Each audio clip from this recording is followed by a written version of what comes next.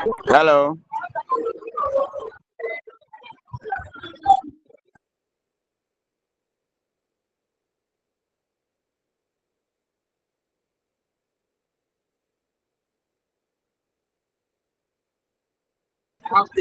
Hello, sir. Hello. Hello, sir. Hello. My Yeah, sir. network went off. Oh, Back. okay, sir. Sir, please, I Yeah. want to ask you. You can ask. Please, is the assignment for UCC and Wesco or all study centers? It's for UTC and West. Oh, okay, thank you. It's for the two centers that that is on your table. So it's UCC and West. Sammy, I can see your All hand right, up. thank Sammy.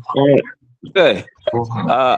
I was feeling I wasn't available last weekend, so please, if you can resend the account so that you can also take part of it. I'm Okay, just I will do feeling. that for you. I close. So I'll do that. okay. So please, can we have the slide also? Yeah, I'll show it to you. Don't worry. Okay, thank you, sir. Okay. So let's do some recap of what we studied. I have a lot to study today. We'll be moving into unit 2 and we'll try to finish unit 2. So let's try as much as possible to cooperate. We'll finish on time. Good.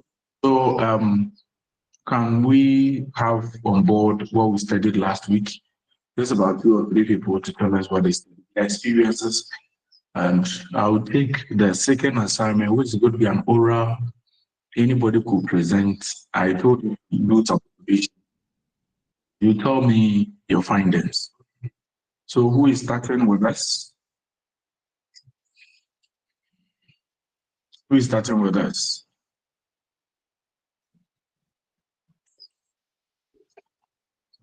Okay, Davis.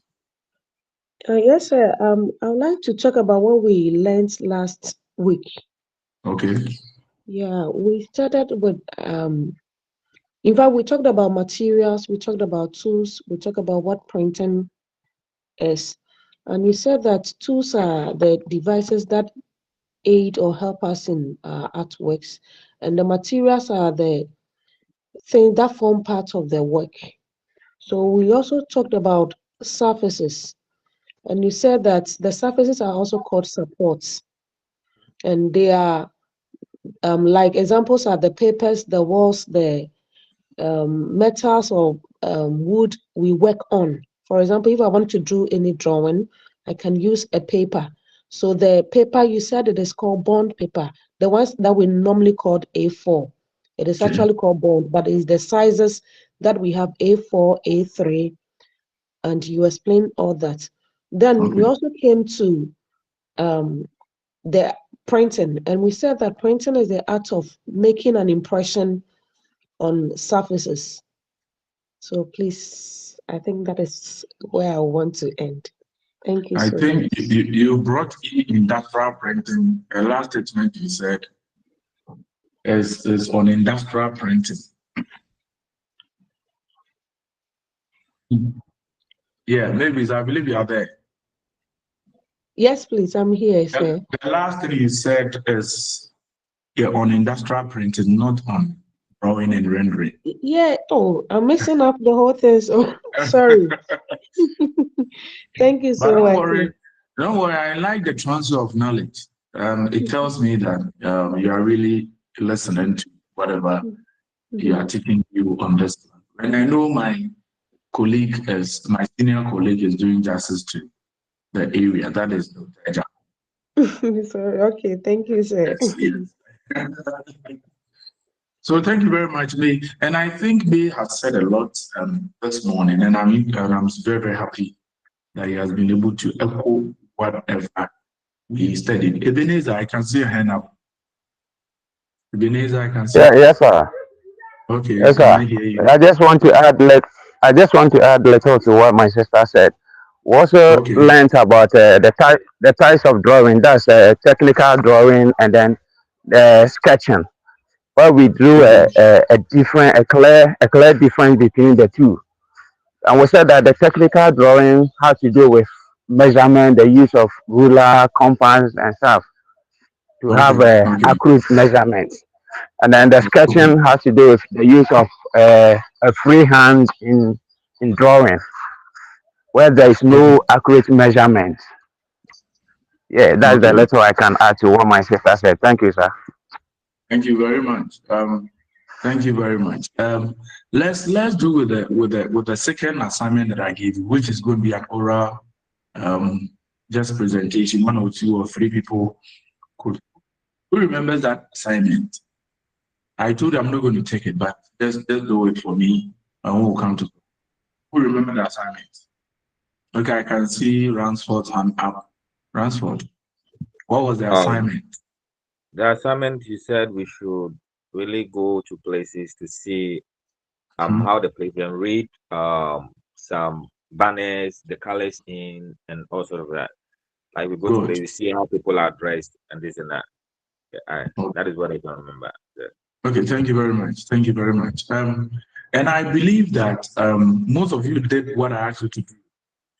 Can you tell me some of your findings? Can anybody tell me some of the findings? How interesting was it? Did you enjoy looking at them, or you find it so boring and you think there was nothing in the work I asked you to do? Anyone? Okay, Ebenezer again. Thank you. Okay, What I welcome. found out is one thing I found out was the use of colors in banners. Okay. As to the color matching with the information that is on the banner. It's like it was quite confusing Okay. because there will Okay. be a banner that has to do with something like a church service or a revival or something, and then we're using black color. And sometimes I realize that most of the colors that we choose for our banners don't match the message that we are sending to the general public. Oh, okay. Thank you, sir. That's what I realized. Welcome. That is a good observation. And when we study elements and principles, you realize that you are taught how to use color. Color that complement very well. And when you go out and you are looking at what our colleagues from the other world, the one I say the other world, you understand. Those who have not, now majority of our colleagues who are designers have been schooled, but they don't apply some of the things that we teach them in the classroom, and they think that the class is different from what we are going to produce outside. So, as observed by our brother, let's make sure that the colors we use really is in line with the message we are sending across. Because some of the colors, you can't use it for a particular work that you want to do. So let's make sure that we do the right thing. Thank you very much, Ebenezer, for your vision and for the input that you have given us this morning. Anybody else? Who find the work that I gave you so boring? Let's be sincere to ourselves. I don't know what you gave us was too boring and didn't get anything from it. Anybody tell me, be sincere and be truthful to the class? Anyone? Okay. Once nobody is speaking, as I said, silence means consent. But in some situations, it doesn't mean you are concerned. But once nobody is talking, let's try to do 1 or 2 things today. We are doing the last unit of the last section of unit 1 that we're not able to do. We are going to look at how do you prepare grounds. Ground is such that most people think that when they get their surface to work on, straight away they go to the surface and begin to work. But after this lesson, you realize that there are certain things you're supposed to do before you can draw or paint on a surface. And we do this so that we can get a very good finish. Remember, in assessment of any project or every project, finishing of the product or the project is one of the areas examiners look at. Or you can do a work of art, and if you are not able to get it finished well, you realize that the assessor will not give you the needed marks. And sometimes you might be complaining, but you can complain and complain. You are not going to get anything from it, because the finishing was very poor. And the surface quality also depends on the finishing. That is why we are going to stress on preparation of the ground. For instance, you get a plastered wall, and from our homes or where we are staying, you realize that when our senior colleagues from the masonry ends who plaster these walls, you realize that they leave a lot of dirt on the surface of the walls. And if, let's say, you are an artist, you have been employed, or you have been asked to work on a wall, and you are supposed to paint or draw, and you go and you see these plasters on the wall and you are not scraping it off, at the end of the day, what happens to the work? The finishing is not very full. For instance, you have been given a metal to work on. There are a lot of greases on the metal or oil on the metal. Then straight away you begin to apply paint. It's not going to even stick to the surface of the metal. So, and you have also been given wood, and on the surface of the wood is too rough. You need to sand the surface so that you can get a smooth surface to work with. And it is going to affect, as I said, it's going to affect the finishing. You know, art and finishing takes about 50% of the work. If you are not getting a good finish, at the end of the day, remember you've not done any art piece. Because when you look around, most of the artwork that people have done from the outside world, you realize that their finishing is perfect. For instance, there's a gentleman who is showing the wall of light that is Christian. When you look at Christians'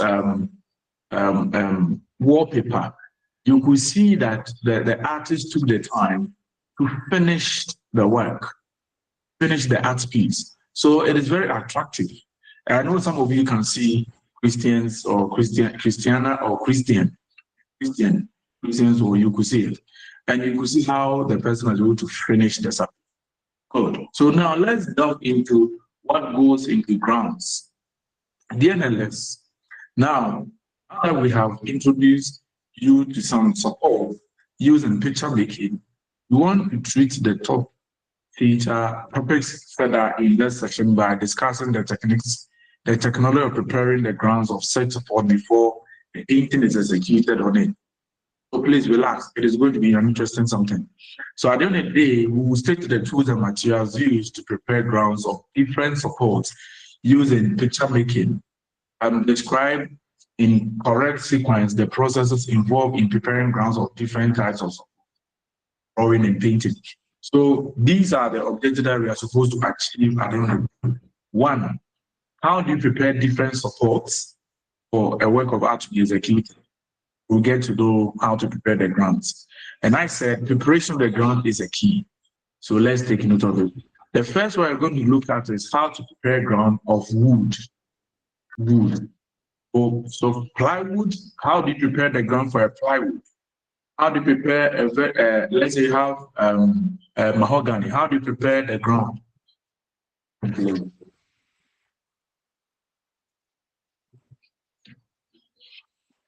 So how do you prepare these grounds so that when a work of art is done, we realize that you've given it a good feeling? One, you need to rub across the grains with medium grade sandpaper, and that's all. So you realize that when you see a wood, we have the way that the grains are going. Some go to the left, some go to the right. So make sure that you see how the grains are moving, so that you sand according to where the grains are moving.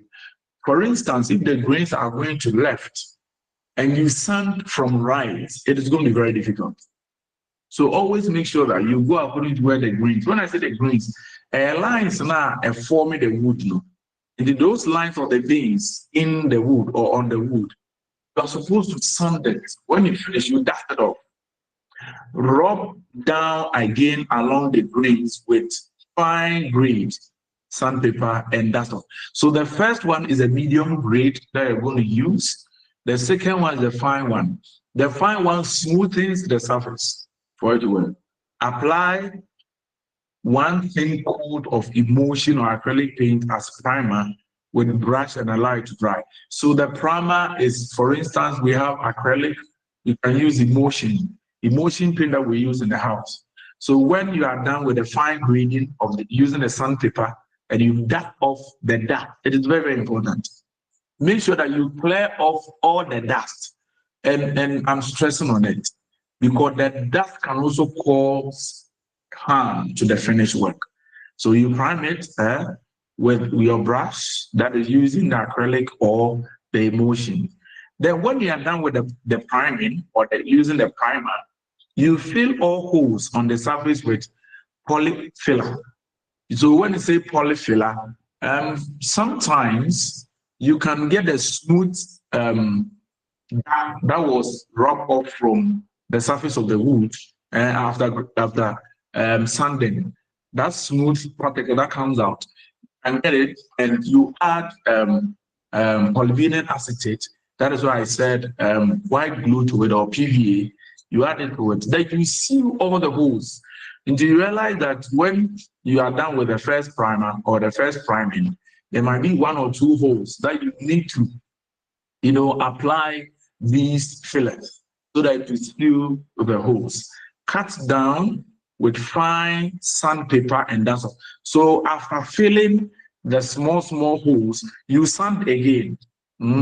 You sand again. And fortunately, these days, we are getting machines that do the sanding. Fortunately, when you go to most of the carpentry shops or the furniture shop, you see that now they are not sanding with their hands, and it is making the work so easy now.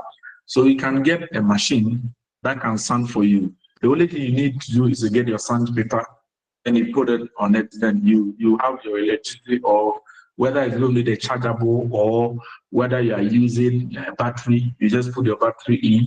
If it's not battery and it's direct from the electricity, you just plug it and you start using it. So it is now stress-free. Then the next one, apply an undercoat and allow it to dry. So the undercoat can be the normal acrylic again, because for this time around, I think we have been able to see all the holes. Then cut down and dust off. So then you apply your finishing coat. So you do that and you are good to go. That is for the plywood or for the wood. Now let's go to the next one, which is wall. The wall too is one of the areas that we can work as a support. So first of all, you remove mortar splashes with paper if present. For this one, I think I need to tell you that whether you can see mortar splashes or not, you need to scrape the surface. Whether you can see it or not, because some of them are too tiny that sometimes you might overlook. But at the end of the day, when you are painting, it might cause a problem. So you need to remove mortar splashes. And that's in the beginning, what I said in the introductory class, I told you that you see I'm missing from the other side of the artist, and you realize that sometimes when they are working, whether they're in a rush to go or whatever, some don't take the time to remove all these splashes. Now after that, run down slightly with smooth sandpaper and dust off. So somebody said, so do you have to get a time to also get a sandpaper? Yes, you need to do it. And these are some of the things that our painters are supposed to do in our homes when they are coming to paint. But because we fear to pay money and we think they are going to charge so high, we just leave them for them to do it anyhow. But the best thing is you hire a machine with a sandpaper on it. You hire for them so that they sand the surface and with a sandpaper. And when you do that, you realize that your wall will be very nice after painting. For oil paint finishing, apply 2 thin coat of alkaline resistant primer or acrylic paint as primer and allow it to dry. So we can use acrylic when it's oils. Now, for instance, if you are going to finish the surface with an oil paint or an oil finishing, you need an acrylic. And acrylic is a common paint you all know. You need an acrylic to do that. So you use it to prime the surface. Then the next one, you fill small cracks or indentations with polyfiller if possible. So this time around, the polyfiller you are going to use is, now this time is a paint because of the surface. So some and painters can also mix cement with let's say the acrylic that you are using. You mix it so that you apply it on where you have these holes or these cracks. And I think most of our painters are doing it when they come to our home, they are painting. And we need not to play with this thing because it's very, very important to make sure. Then cut down slightly with fine sandpaper and dust off. So after filling the cracks, you make sure that you sand the surface with the sand. Then apply your undercoat, apply finishing coat, then you are good to go. How do you prepare ground of metal support? The metal support is one of the, as I said, degrease the surface by washing with white spirit. Let me repeat again, degrease the surface by washing with white spirit. So if you can get white spirit, you can mix or you can get soap, a foamy soap. Then with the foam, you clean the surface. You clean the surface with it.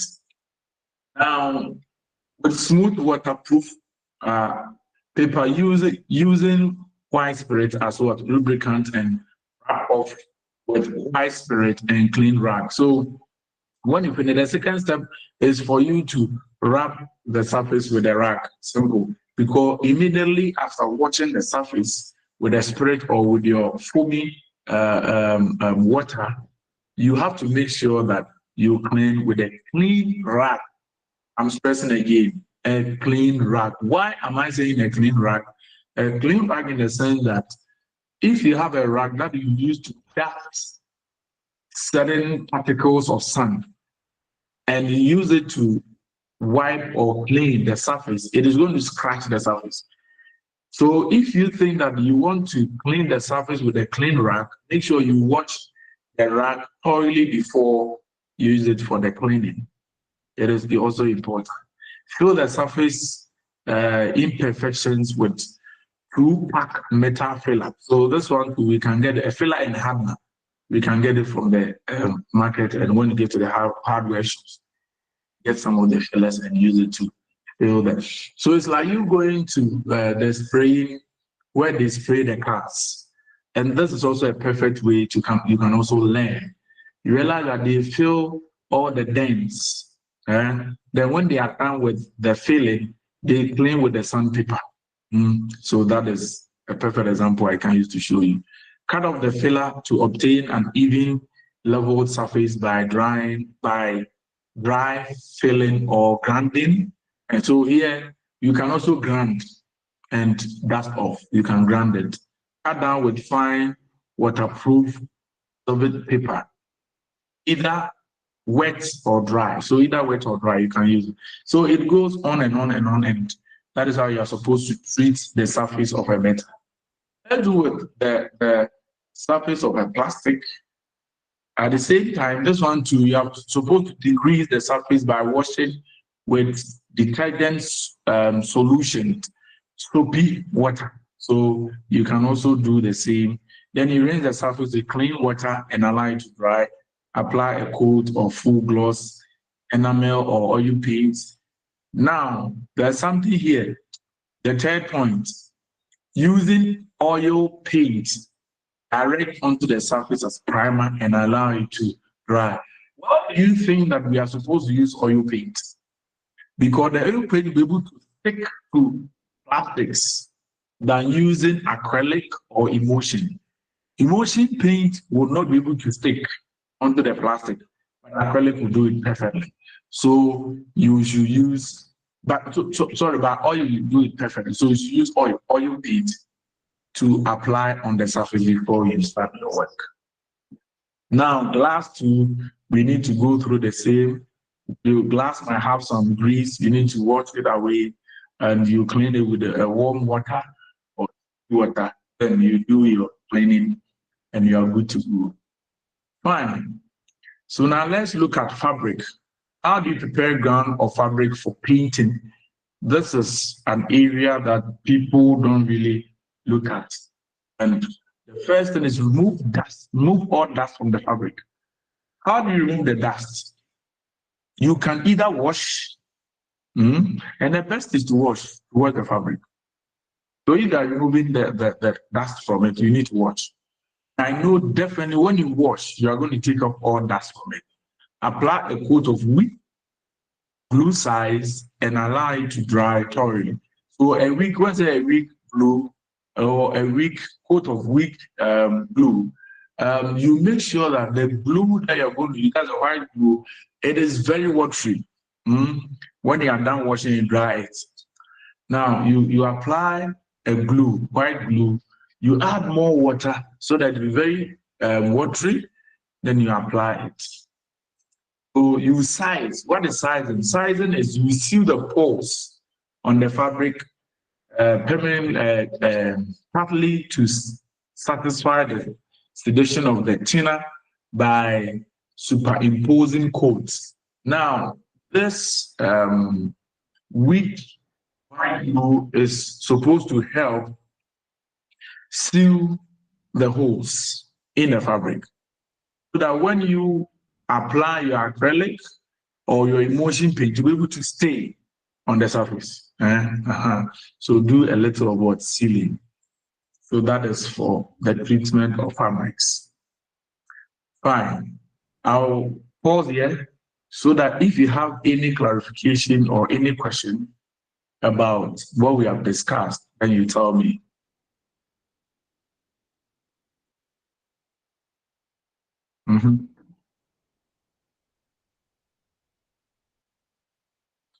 Okay, Usman.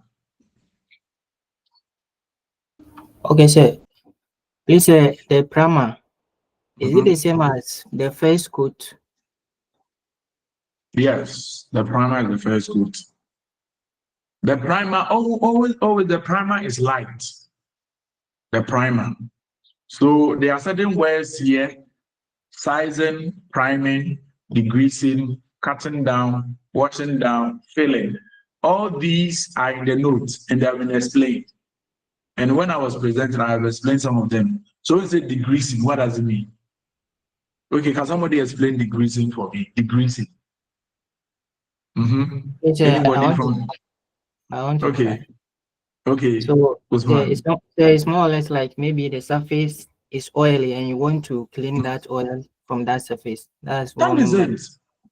That is the degreasing. Okay, what is sizing? What is sizing? Anybody? What is sizing? Okay, sir. Sizing is to fill the pores in the fabrics. Good. That is sizing. Good. Perfectly. What is priming? Priming. Anybody? Okay, cut down or cut it down, washing down and filling. All these are in the notes. So please, let's make sure that we go through it and are good to go. I move on to the next unit, that is unit 2.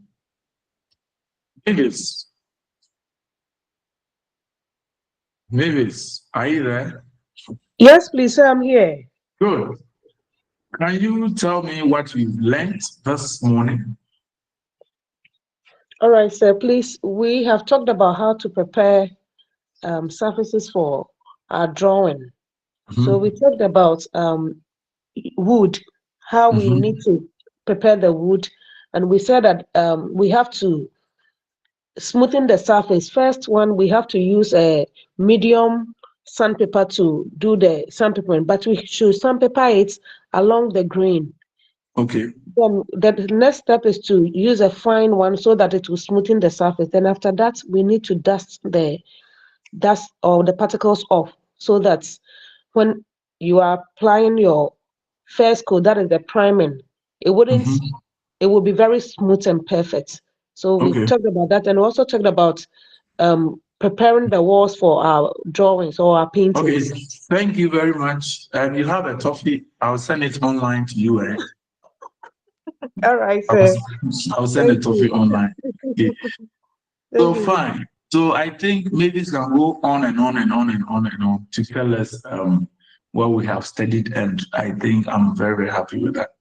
Good. So now let's look at approaches to drawing. Approaches to drawing. Now we are going to look at drawing processes. Sorry, we are going to look at drawing processes. That is observation and perception. Look at the second session, which is blocking in, outline, and detailed drawing. Now look at drawing processes again. We are looking at rendering, and then when we look at the shading techniques, then we'll come to the session 4, which is the painting techniques.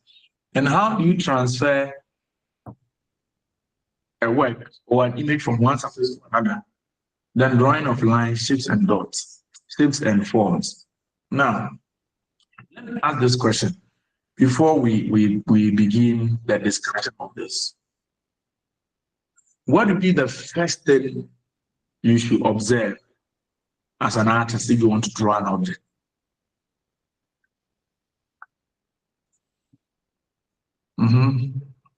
What should be the first thing you observe as an artist when you want to draw?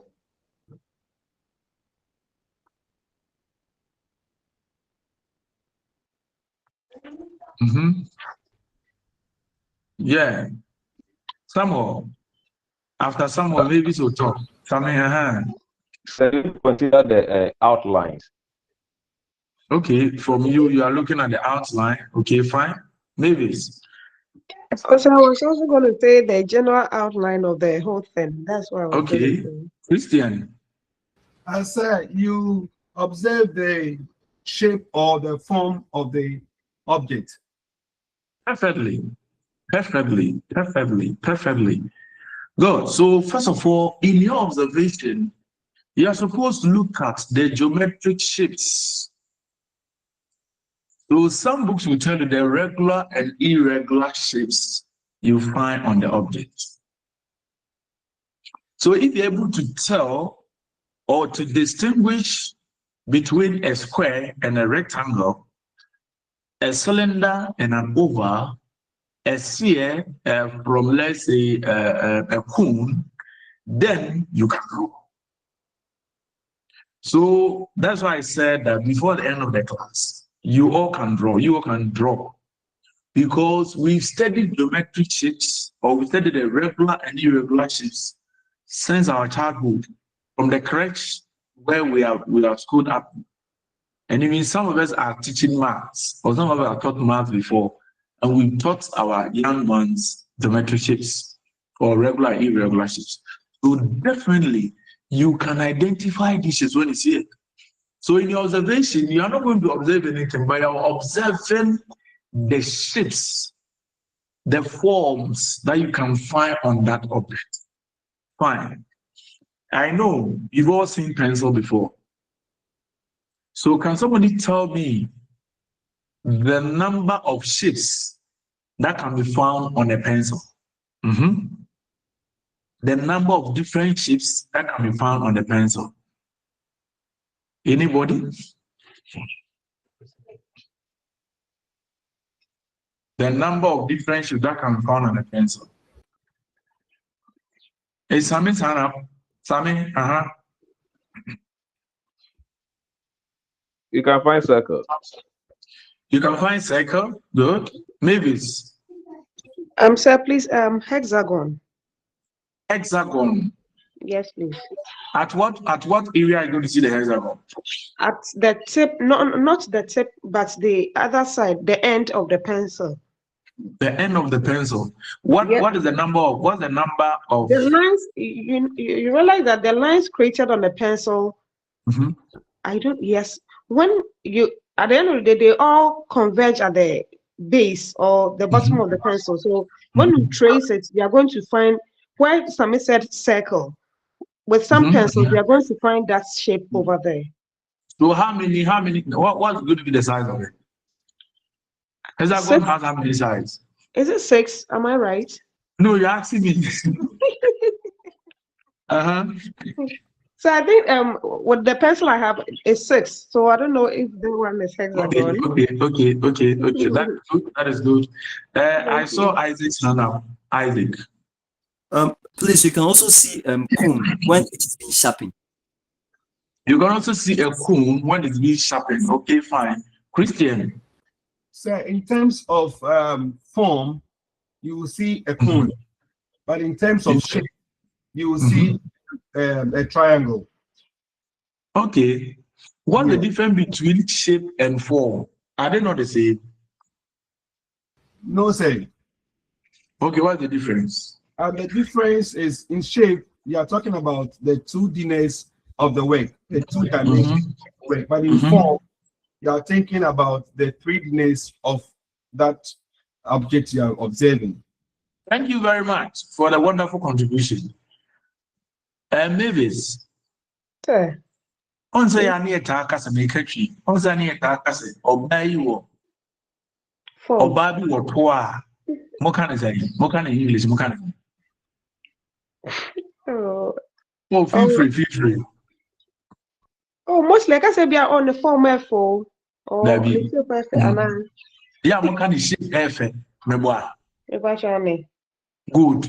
Based on what Christian has explained, is it applicable? That we call it where they shape. Instead of we saying where they form, you attack us with your shape. So it means they are not the same.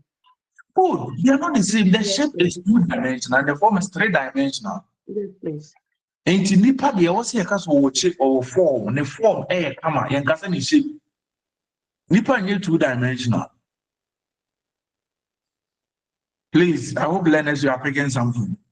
I can see AJ's hands up. Are you going to contribute to what we are discussing? AJ? Yes, sir. Okay.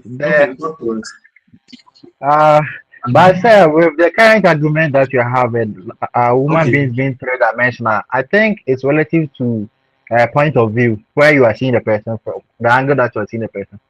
So if you are seeing a person from one angle, the person can become 2-dimensional. And they are seeing the same person from a different angle, the same person become 3-dimensional. So the shape and the form arguments. So at what angle do you want to see a human being that you think is 2-dimensional? So let's say we are standing face to face. Face to face is 2-dimensional. Face to face, yeah, we like presumably in our brain it's presumed that it's a 2-dimensional figure because you are saying in our brain. Yes, sir. That's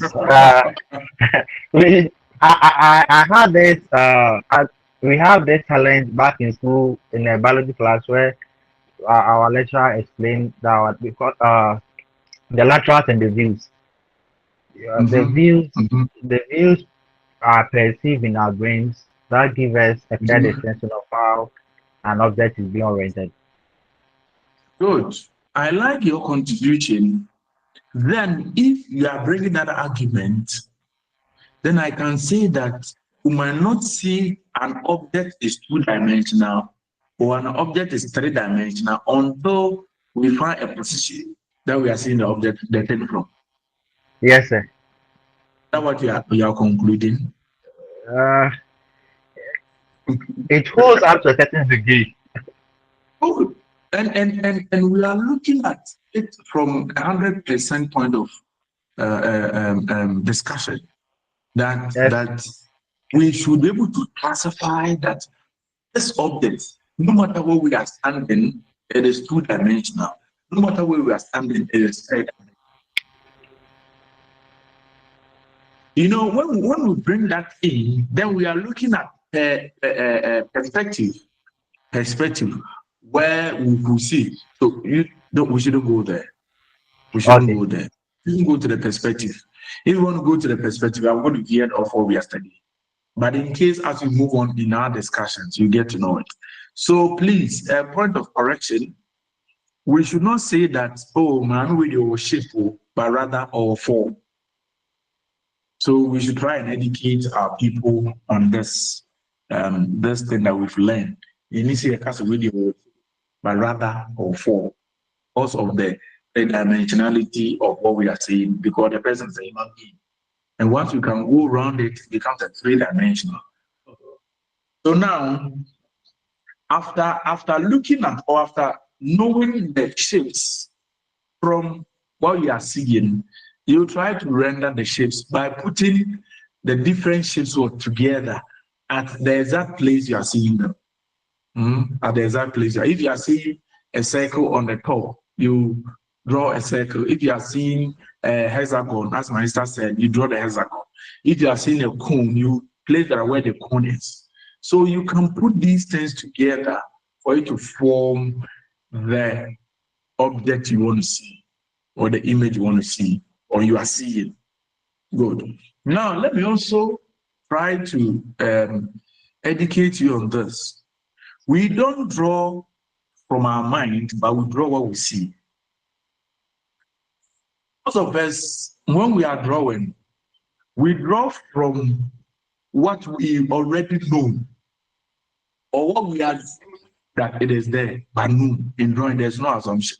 What do you see? What is there? Is it cylindrical? Is it a cone? Is it a rectangle? Is it a triangle? You render it. Okay, May, I can see your hand up. Yeah, yes, sir. Please.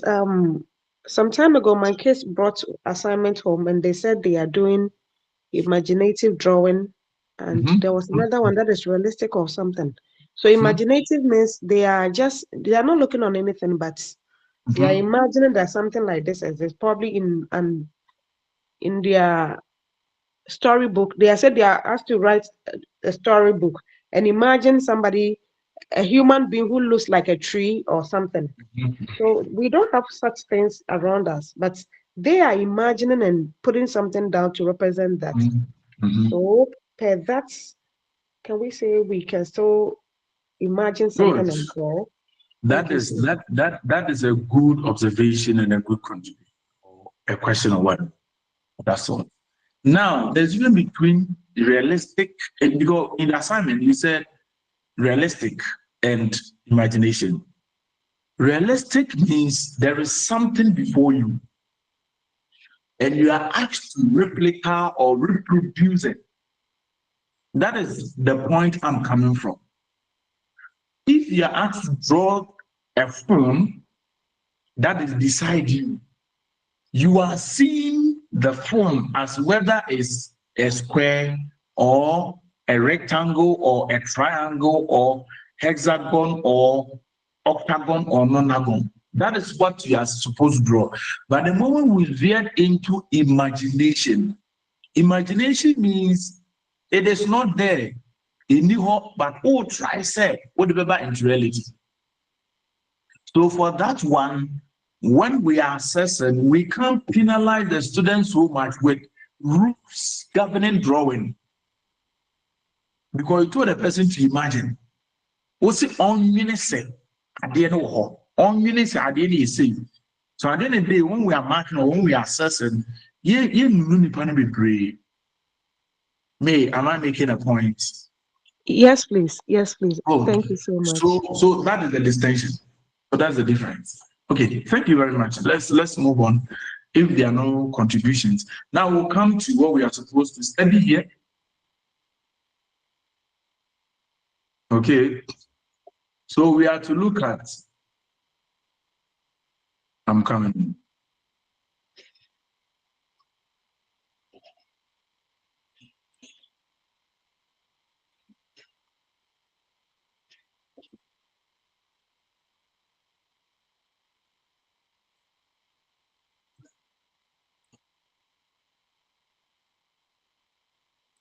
Okay. So we are looking at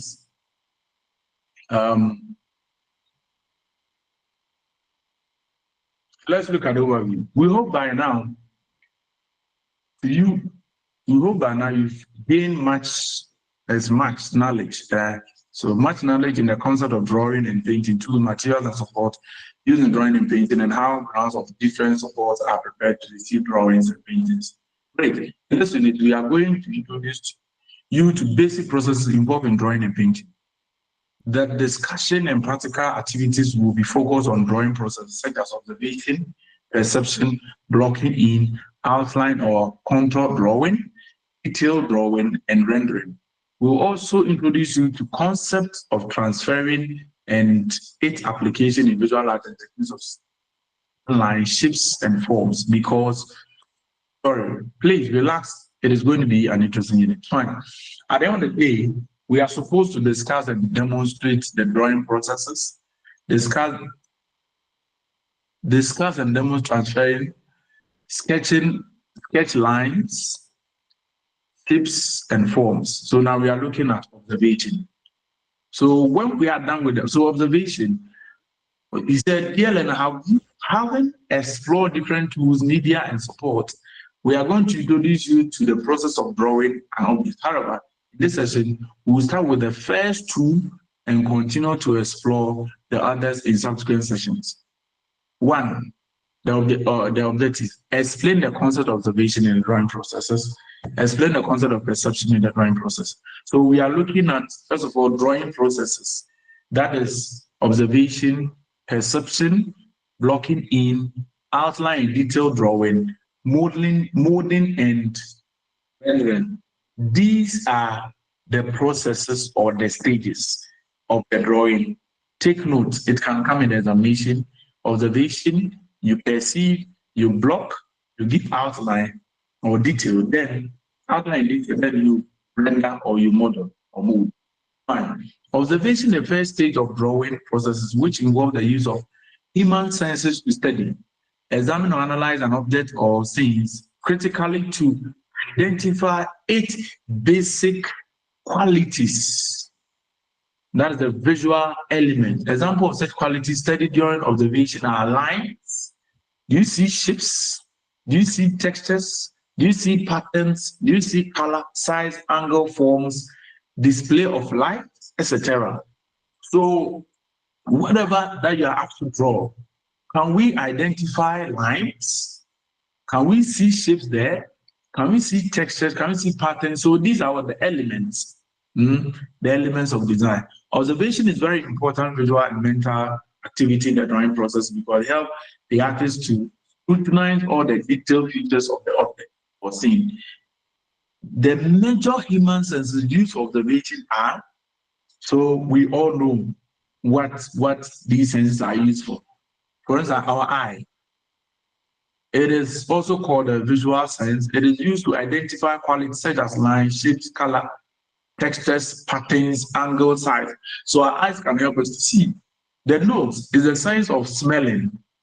It is used to smell an object to know whether it smells good or bad. Fine. So I want to ask a question here. How do you smell a pencil?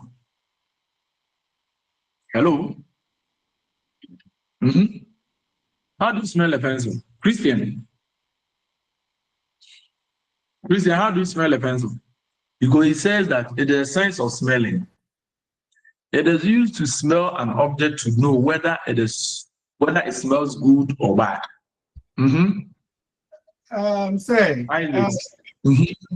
Christian, talk. You smell the pencil in your mind. In your mind. How? Yes, whether it's fit to the sharpness that you want to use it. For instance, I didn't hear the word you said. That is what it's fit what? It's fit to the sharpness that you want to use the pencil for. Probably you are using a pencil for a detailed work. You need to get a sharp edge to use that pencil for. So is that smelling? Is that Yes. smelling? You can perceive that by smelling it in your mind. Okay. When it says smelling, what does it mean? I think I'll give it now to speak soon. When it says smelling, what does it mean? Okay, let Isaac come in. Isaac, come in. Isaac, I saw your hand come in. Okay, thank you, sir. Just as my brother was saying, we all know smelling as in using the nose to smell, like to declare whether this thing smells bad or good. But I think in this form, when we talk about the pencil smelling good, I will agree with my brother in the sense that we see when we were kids, when we were using the pencil to blow, he said, this pencil, it tastes or it smells good. Like the tip, the feeling that the tip of the pencil gives you, that joy the tip gives you when you are working with it, came about with the smell that we normally use to perceive it. I think, that is what I'm understanding it. Fine. Anybody with a different view? Anybody with a different view? Anyone with a different view? Fine. So let's move on. Thank is the sense of taste or tasting. It is used to taste an object to know whether it is sweet or bitter. This is also another area of an argument. The ear, it is a sense of hearing. It is also called the auditory sense. It is used to listen to sound, to identify quantities such as rhythm, discord, harmony. So then the skin and the hand, they are sense of touching or feeling. They are used to touch objects or feel their surface and temperatures. The muscles, it is a sense of lifting or weighing. You weigh. It's also called the kinesthetic sense. It is used to lift an object to know its weight. So now, during observation, sometimes only one of the senses or more is used simultaneously. And many of the qualities or features of the object or scene is observed simultaneously depending on the object being observed. And it's true. Example, in observing a half-wrapped pawpaw slide in a cross section, it will be observed that the outer peeling has various tones of green colors. Good. The peeling also has smooth texture and thin curved lines radiating from the top to the bottom of the pawpaw. It can also be observed that the cross-section area and the inside of the pawpaw have different tones of orange and cream colors, with the seeds appearing like black dots. So that is the description of a ripe pawpaw. So can we hear the statement we have read, and we pick all the senses and identify the role it's played in the discussion? First of all, we are using the eye. Can somebody tell me the role the eye played in this short paragraph information? The eye. Can somebody tell me the role the eye played? Yeah.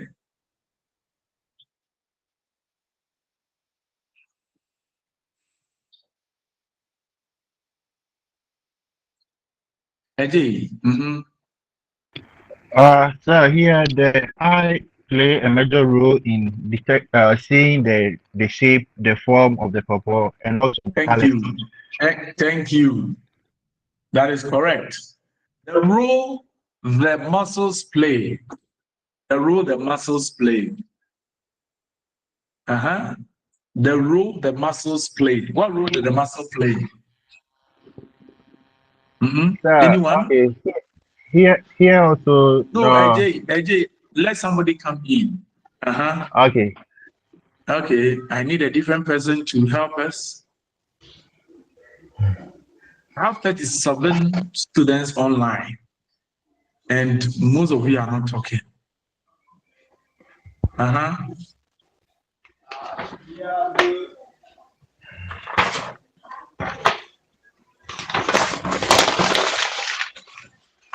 Okay, David. David, Yeah, I see your hand up. I believe that the hello sir. Continue. Hello sir. Yeah, I believe can hear that you, please. the muscles is not performing any function in this observation since we are not talking about the weight of the object. Thank you, sir. Okay, still the stay, way to don't view. go, stay, don't go. You said that the muscles is not play any role. Plays a big role. Okay, class, do you Yes, agree with him? If you all say yeah, do you agree with him? No, sir, we don't agree. Okay, so David, your colleagues are saying they don't agree with you. Okay, those who said that you don't agree with Dave, can you bring out your view?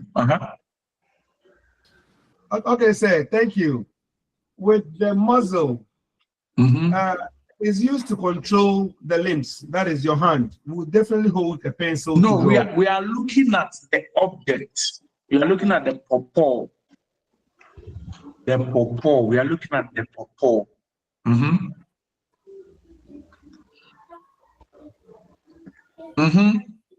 Those who said no, and then say Myra. Sir, it seems no argument. No, sir, we are here. Reading from the narration, the history, the pawpaw was slide into two. That's cross section. So here, the muscles will help you to indicate that since it's a cross section, are the two weights equal or opposite? That one comes in. Good. So in the rendition of the color, you also have to look at the weight, because the weight of one slide might not be the same or might be the same. Good. I think it's AJ who spoke there. Okay, yes, David want to come back. James statement is not, it cannot be actually considered as an observation, since the statement given us here that in observing a half-ribbed pawpaw slide in cross section, right? So he means that you are now going to slice it.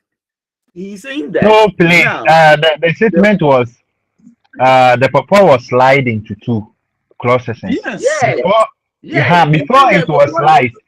As you are observing, so because let's say it's a specimen that you are going to make a deduction from, you are going to hold it to weigh. That's the idea. So kindly get your you see, let me from here in the sense that let's read the statement. I'm going to read it to your hearing. Please, let me read it to his hearing so that you get the correct statement. He said, example, in observing a half-ribbed pawpaw sliced in cross-section, he didn't ask you about the halfness. He said, it will be observed that the outer, so he gave us what should be observed. So we are looking at the thank you very much. You made your statement.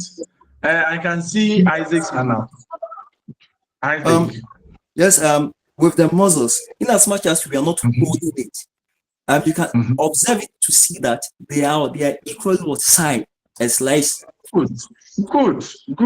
It is not always that you can hold the object, but as one of you said, in your mind's eye. In your mind.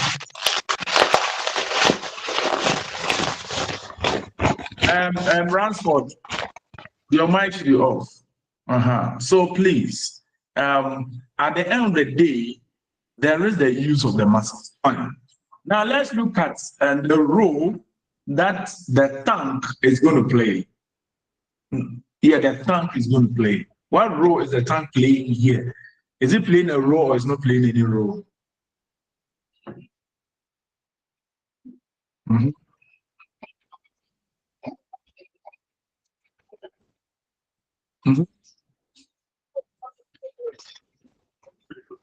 Is the time going to play a role?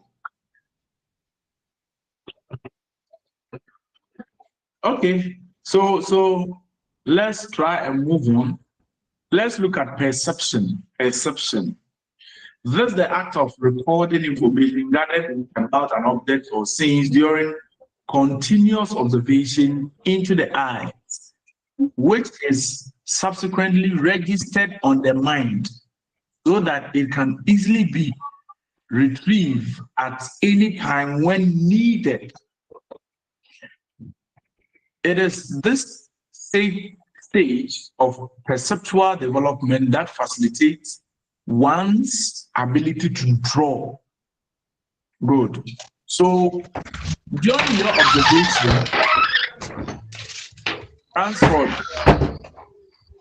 Ransford, please mute it for me. Okay, thank you very much. Now, during the observation, this thing took place. Perception took place. So he says what? The act of recording information gathered about an object or scene during continuous observation into the eye. So during the observation, you are trying to put all the information in your mind through seeing, so that at the time you need it, during the drawing or during the rendition, you bring them.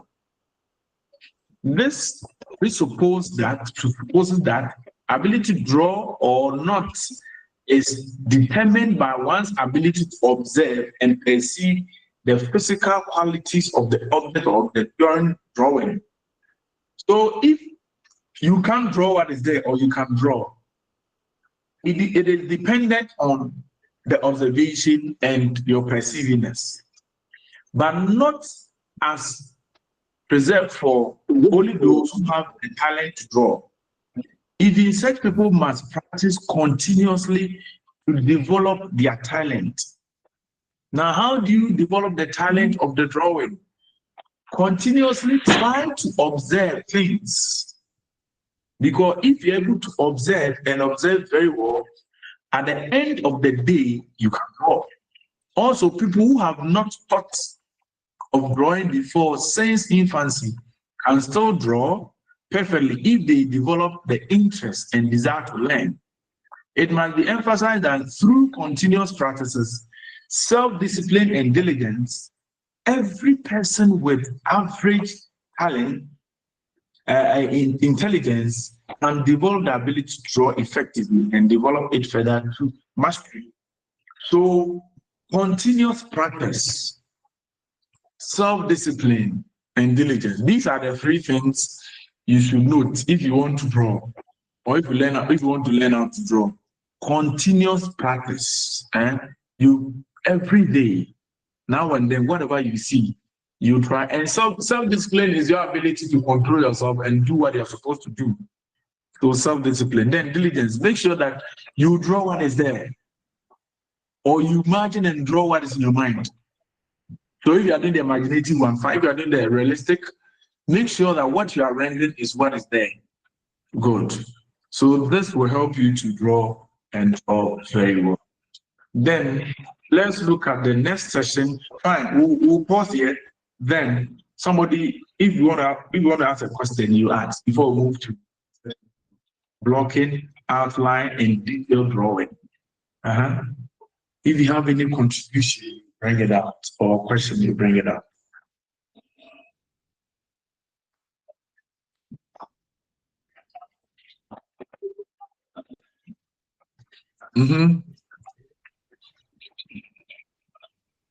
Okay, Ransford. Yes, sir. In our first section, section 6, there was a question there. What is saponification of that is the drawing also? That not this one. Saponification. In the questions that was in the first section 1, unit 1, section 6. So I wanted you to really clarify that in case maybe I don't know, but I just want the clarification of that. You are taking it back. Just a little. So, Just a little. yes. Wow. Okay.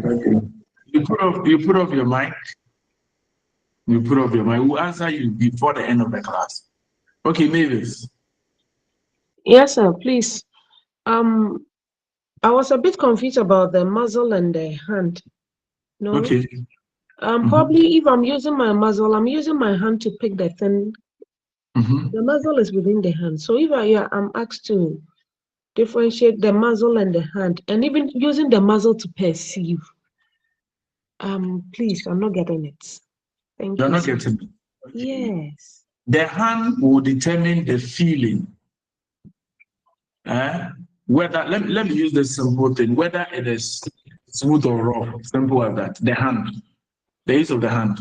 Also, these are the signs of touching or feeling. You touch it.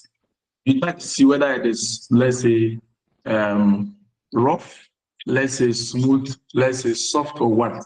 Because let's say for the purport that we're discussing, you can use the hand to testify if it is or hard. Even though some people, when it's ripe, it is hard. Some of the one is ripe, it is soft. You get it? So the feel of it. Then the muscle will determine the weight of what you have picked. For instance, you have a ripe pawpaw and an unripe pawpaw. You pick the two, one in your left hand, one in your right hand. Definitely, the one that is ripe will be lighter than the one that is not ripe. You get it? So you'll be able to determine or know the weight of that. And if it's just an object like the ripe pawpaw, when you lift it, you can see that it is heavy or not heavy. You can see. Maybe have I answered your question? Yes, but then say, please, where does, as far as I'm drawing, where does that weight or that thing comes in? So when I draw two purpose given, let's just pick only one purpose. Let's pick only one purpose. So when I draw it, how can we perceive the weight of the object? That is interesting. That is when you get to shading. When you get to shading, I'll explain more, but let me give you a tip of the iceberg. You know, when we are shading, we have three basic shading tones or gradations. That is from the light, dark, middle, or from the light, middle, dark. Now, where we have the dark portion of the gradation, we press the pencil or the medium you are using. So for instance, if you are using pencil, when you get to the darker tone, you press it. And the darker tone will determine the weight of the object. For instance, if you are shading a ruler, or if you have to shade a ruler, and let's say, okay, let me even use two rulers. One is plastic, one is metal. Which one is going to be heavier? Sorry, me. Which one is going to be heavier? The metal. Good. Why do you think so? In the shading of the metal, you press your hand. The darkness and then actually the weight of it.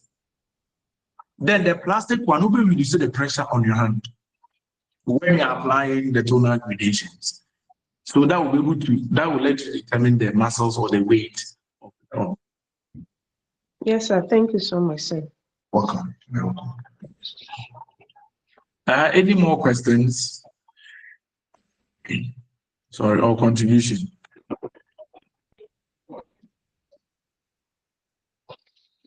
Okay.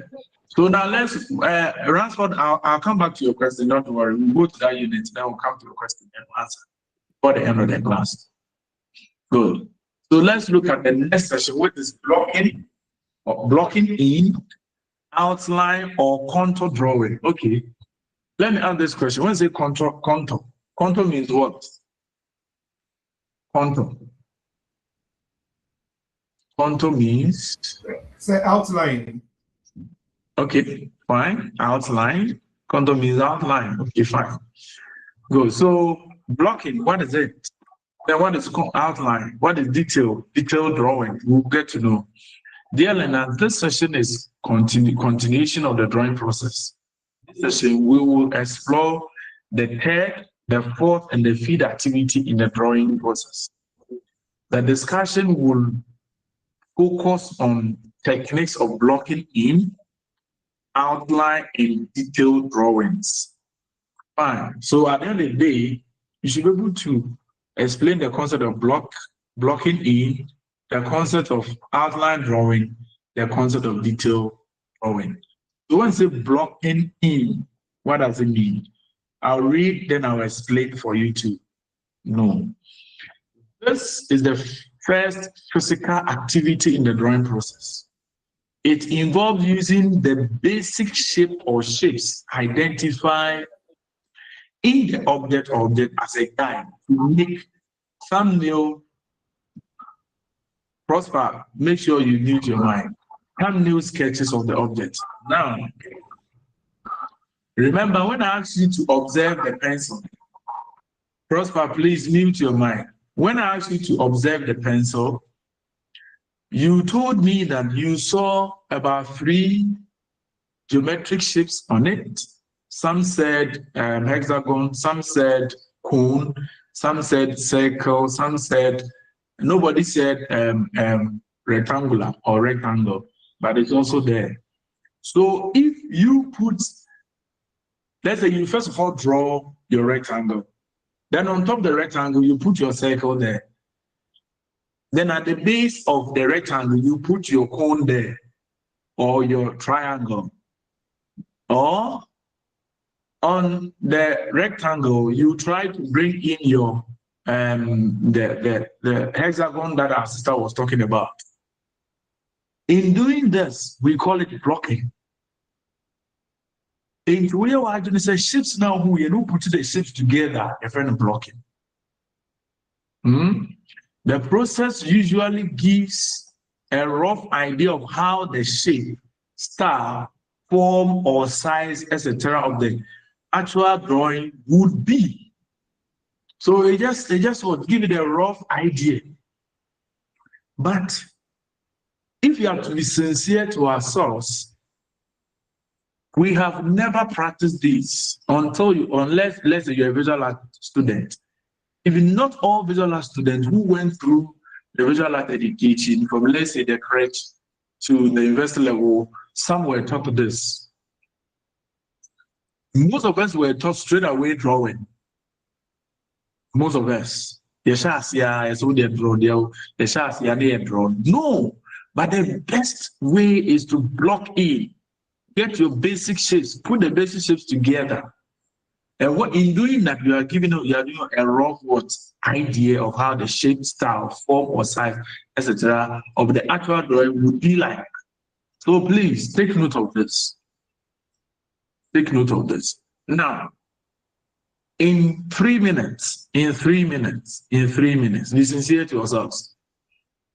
If you have a pen or a pencil beside you, draw using the block in sincerity.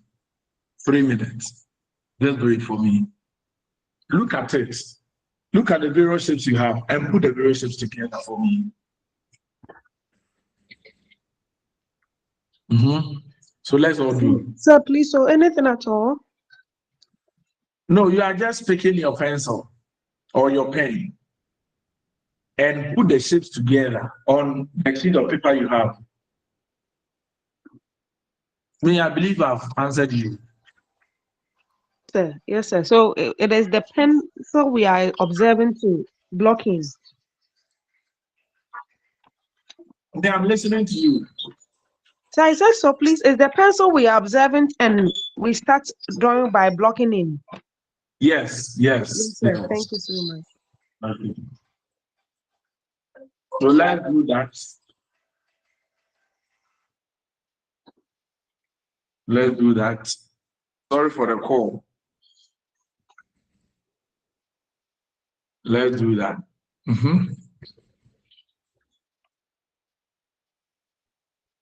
in 3 minutes.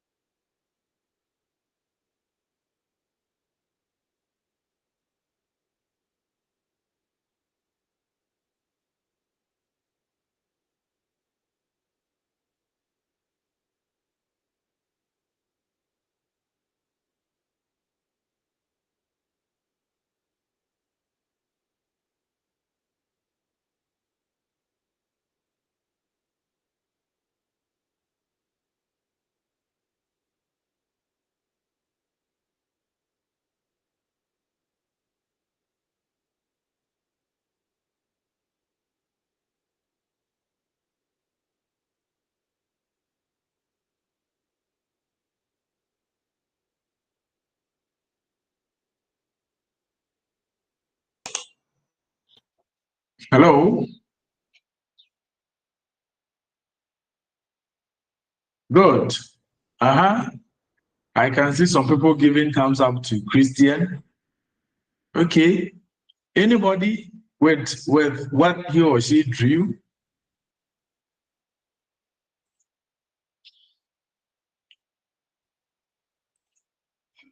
Anybody? Any different one?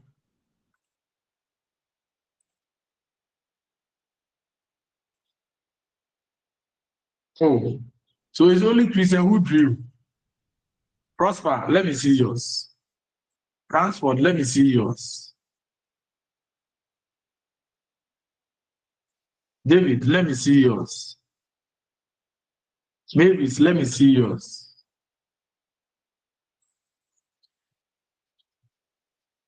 Just put it on a platform. When you put it on a platform, I'll see. Just put it on a platform.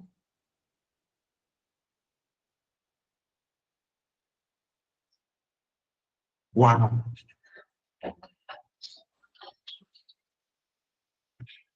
Uh-huh.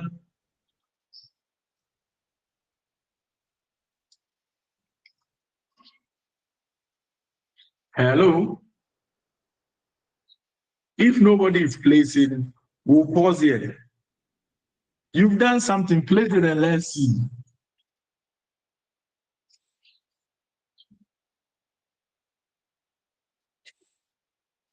Eric, place yours. Okay. I can see Ransman's thing here. I can see somebody saved his name Jesus. I don't know who that person is. Can I get your name? Ransman, I can see your work here. Okay. Do you think, Ransman, when you look at your work, were you blocking or you were detailing? We'll look at it. Okay. Somebody said was or said was has also drawn a human being. Wonderful. Okay. Somebody by name True Kick.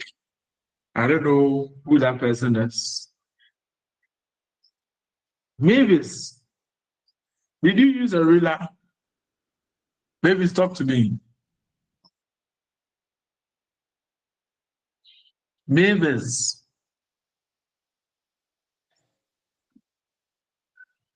I use another pencil as a guide. No. What we are doing is freehand. But you've been able to render the shape. Good. Nana Jamfi, I can also see yours. I can see Sophie Owusu, I can also see yours. But there's somebody who did his work, and I think it's Ransman's work is he was trying to give the detail. We've not gotten there yet, but it's a class. So class, you are doing well. Just one or two shake up. Let me also add us. In drawing, we don't draw with one line. We don't draw with one line. Maybe sorry for me using your work as an example. One line limits you to get the accurate line, even though if there's no guide. Because maybe you use a guide for hair, it is perfect there. But if you're not using a guide, you should draw using multiple lines. In so do when you get the type of the perfect line you want. You get what the perfect line you want. Next week we'll try and do one or two. I'll draw some of them, then I'll show you to the class for you to see, so that you see that when you draw with multiple lines, it is so easy to be easy. I pray that I'll get, I don't know. Okay, I think somebody has also placed his. Okay, Ransman's has come again, and I think this one too is not bad. OM, I don't know who is OM, but he also has done something. Okay, Mavis has tried to finish hers, getting. Mavis, let me ask you a question. Today I'm on you, don't worry. What's the top shape? What is it? Yeah, you sir, please. I was there. It's over. I'm getting over because of how I was pursuing the thing. I held it in my hand and I was looking at it, but it wasn't giving me circle. Yes. Good. I didn't want to say this, but you're able to bring it out. Let's learn this one too. As I said, there's something called perspective. In perspective drawing, when we have three types of perspective, we have linear perspective, area perspective, then elliptical, which is ellipse. Those who went to JSS, some of us, we did the technical skills. We did life skills. Those who did those courses were taught ellipse. You know, ellipse is like the shape of an egg. So when you look at the pencil, the topmost part of the pencil, see that it is not a circle, but rather what? Oval. Oval. Let's take note of this. Next, when I'm doing the demonstration, you get to know it. So that anytime you are rendering them, you'll be very careful.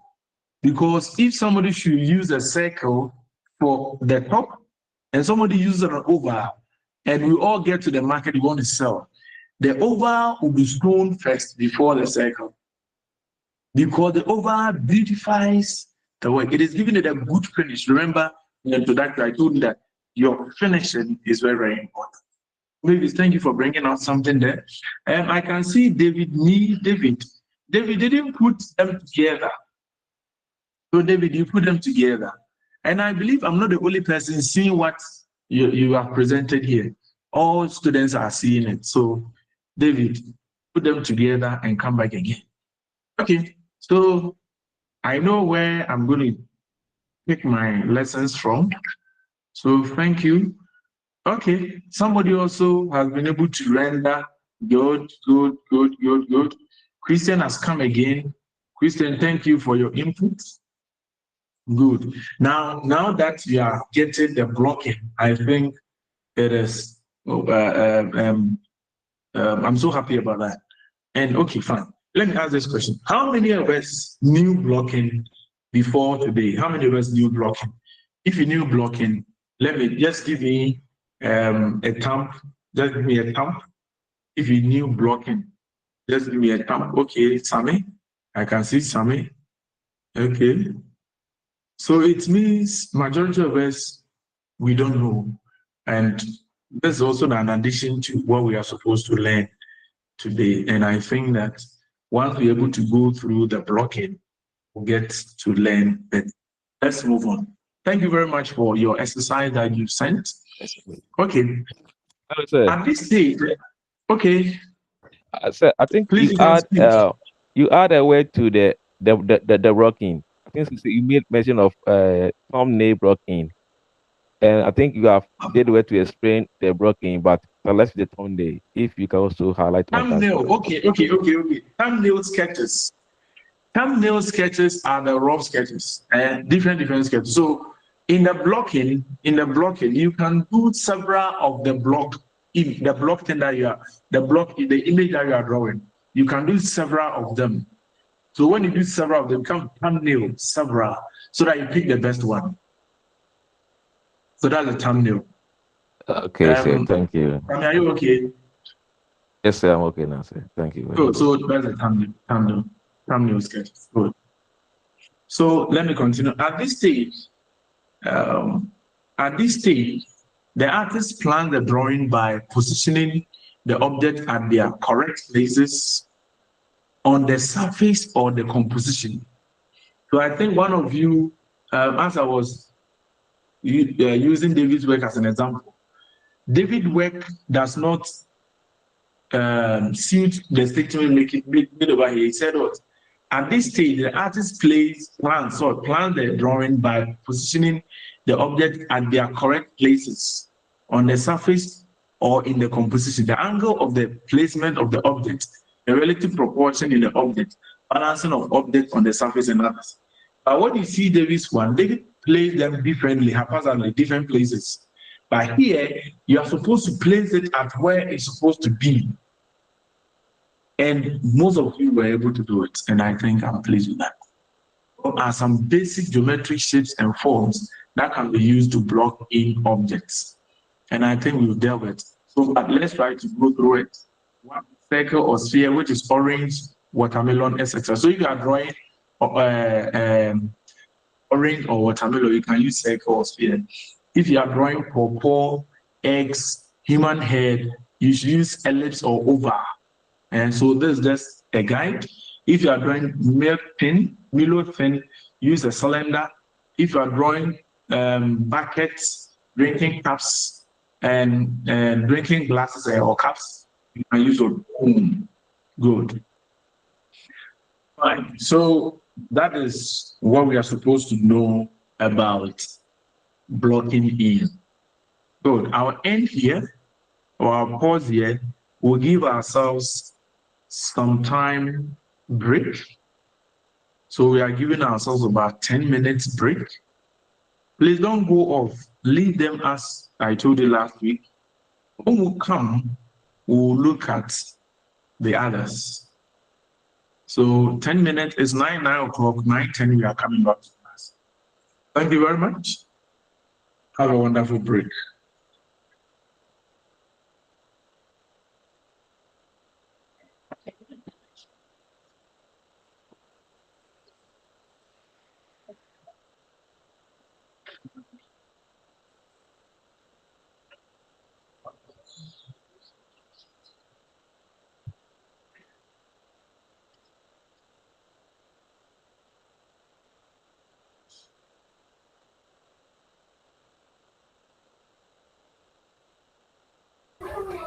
Hello, colleagues. Good morning.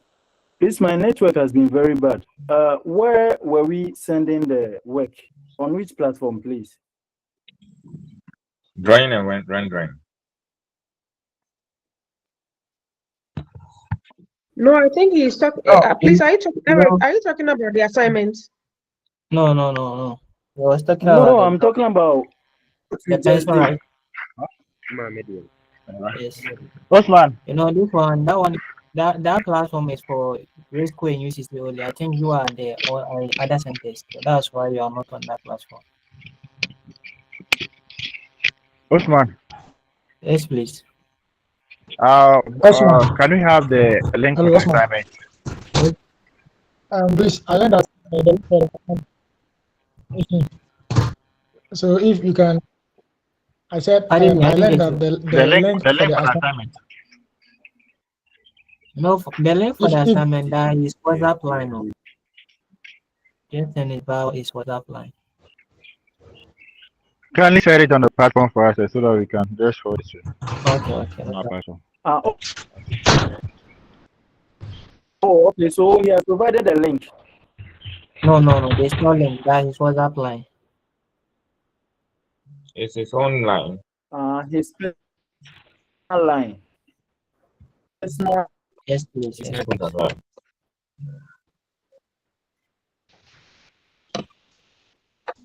Osman.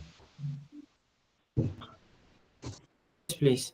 Yes. Yeah, please, if it's possible, you have the assignment. Can you even place it on maybe by the end of the lesson? Some people might have finished with it. The assignment. Yes, please.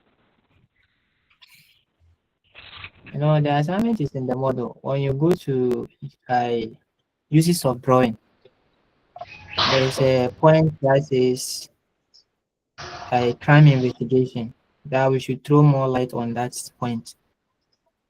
So you explain into details that the format should be, that's the font type should be Times New Roman. Then the font size should be 12, and the line spacing should also be 1.15. Yes, so I think that was.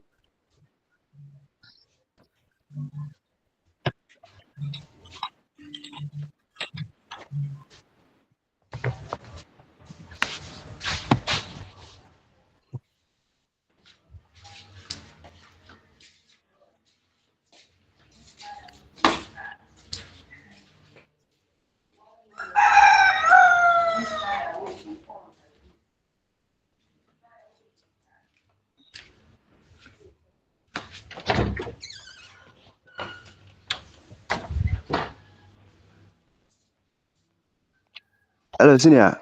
Please, I just heard you talk about the model. Please, if you have it, kindly share it on the platform after class. It seems Please, which one? this particular course. I had a problem with my phone, so I lost most of my documents. So if you have this one, kindly share it after class. Okay. Thank you. Osman, please, we are waiting for the WhatsApp contact. That's the WhatsApp contact. Yes, please. Have you sent it? I've sent it. All right. Thank you. Okay. Osman, which platform did you place the contact? I can't see it. I placed Okay, it here. Check it.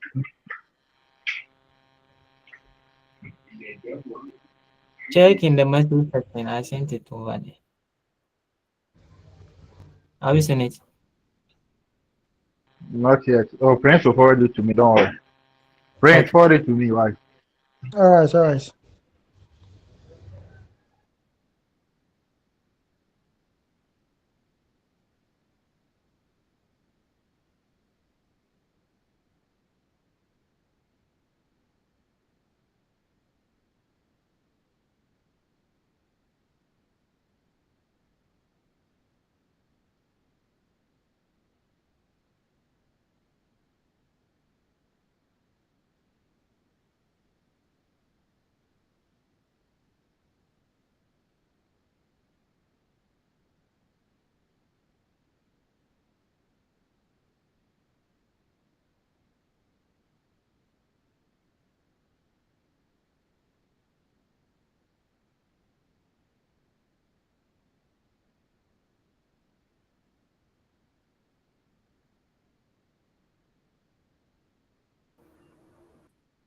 Hello, colleagues. In addition, he said it should be one page, so it shouldn't exceed. Usman.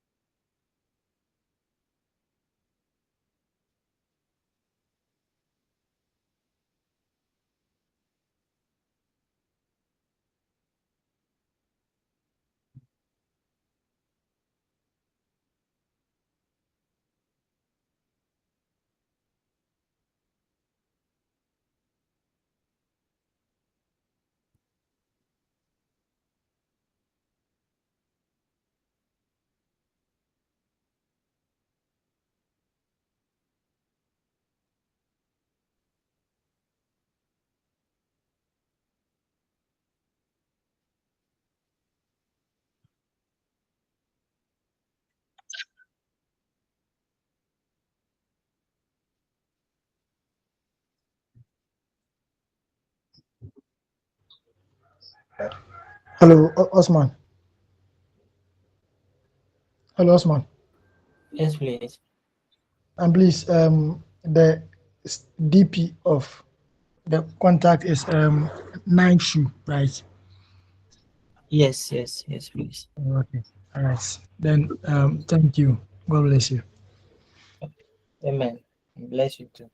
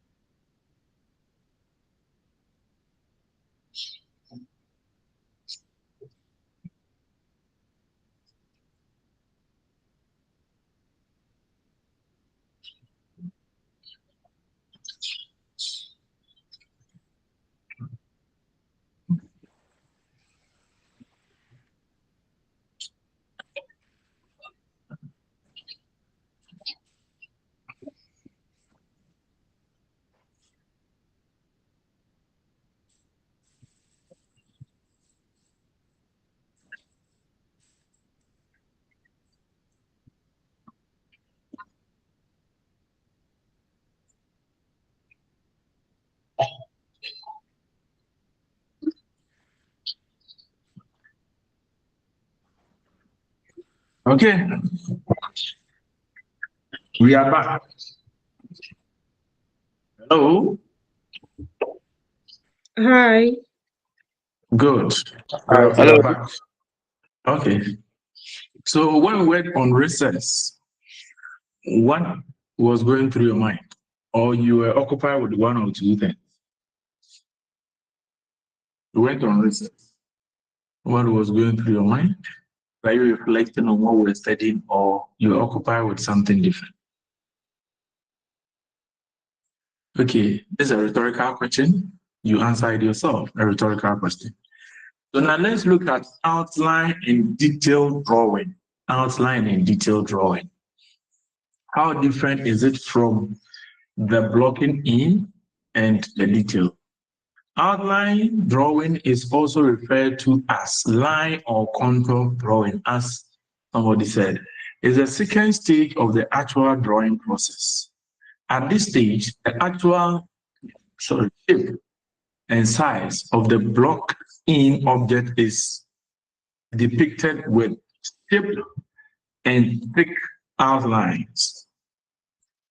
After that, all the remaining details on the object, such as textures, patterns, lines, dots, grains, veins, etc., are carefully drawn with the appropriate lines to bring out the actual features of the object. So now let's see. So at this point, this is where, after getting the outline, this is where you try to bring out whatever you see. That is the details. You bring out these things. Now, where you can see your textures, where you can see your patterns, their patterns. If there are some lines, if there are some dots or greens or veins, you bring them.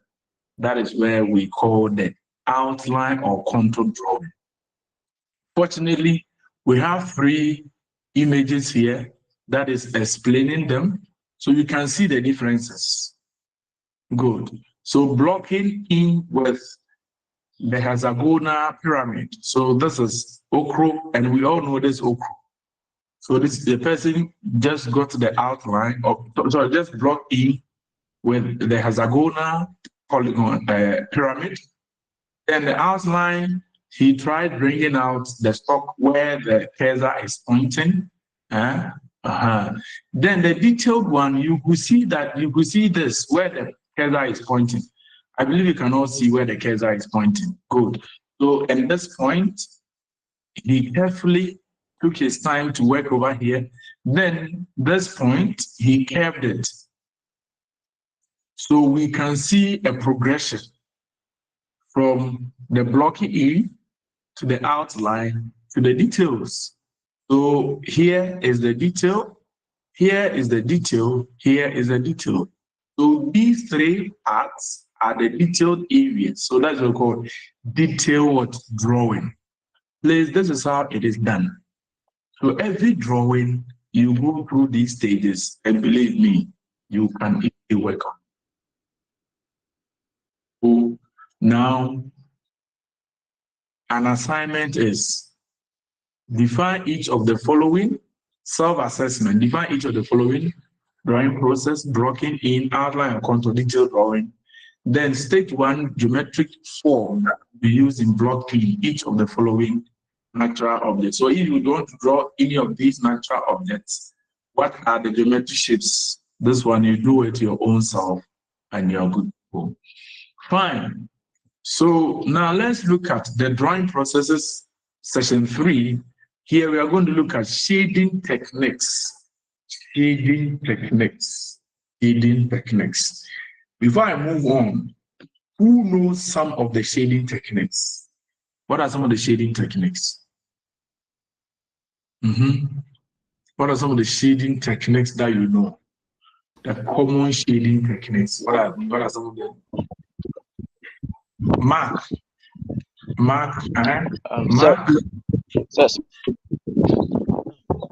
Smudging.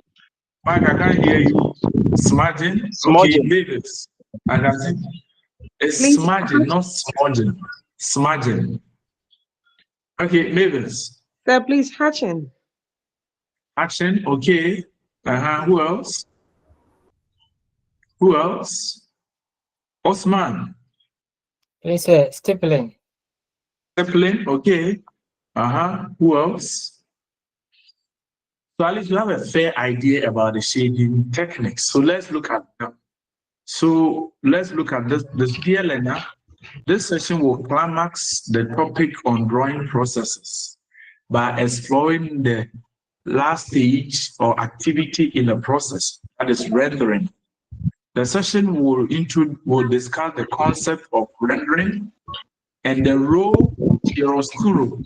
Please see how I pronounce the word there, the italicized word. Mark, please, you should mute your mic. Mark, mute your mic. The word there is chiaroscuro or chiaroscuro, played in the rendering process. So what is chiaroscuro? It is a science of light and shade. When you introduce light and shade in a work of art, yes, we the work of chiaroscuro. It will also discuss different types of line shading techniques used in rendering. So at the end of the day, we'll get to know, or we are supposed to explain the concept of rendering, discuss the concept and elements of chiaroscuro, then discuss various line shading techniques used in drawing. So what is rendering? So now let's see the rendering we are talking about here. Rendering is the act of shading or painting a drawing. So the act of shading, either you shade or you paint a drawing. You say you are what? Rendering. In other words, it is the act of manipulating wet or dry media to mold or create illusion of both solidity, three-dimensionality, realism, and distance in a drawing on a flat surface. I like this definition, the act of manipulating wet or dry media. So when you manipulate wet or dry media, to create illusion of bulkiness, solidity, three-dimensionality, realism, and distance in a drawing on a flat surface. So we'll get to know this as we move on. To be able to render a drawing accurately, the principle of chiaroscuro must be applied in the work. So chiaroscuro is the treatment of tones and shadows in the drawing on a two-dimensional surface to create illusion of three-dimensional effect on the object. So if you are creating or if you are treating tones and shade in the drawing on a two-dimensional object to make it a three-dimensional, so you work for chiaroscuro. Because the idea of chiaroscuro is to bring form in the object. So the idea of chiaroscuro is to bring what form. Good. It can also be defined as the distribution of light on an object. And I think I've said that. The display of chiaroscuro is determined by the source and amount of light directed or illuminated onto the object. So before we can bring out chiaroscuro, we need to find out where our light source is coming from.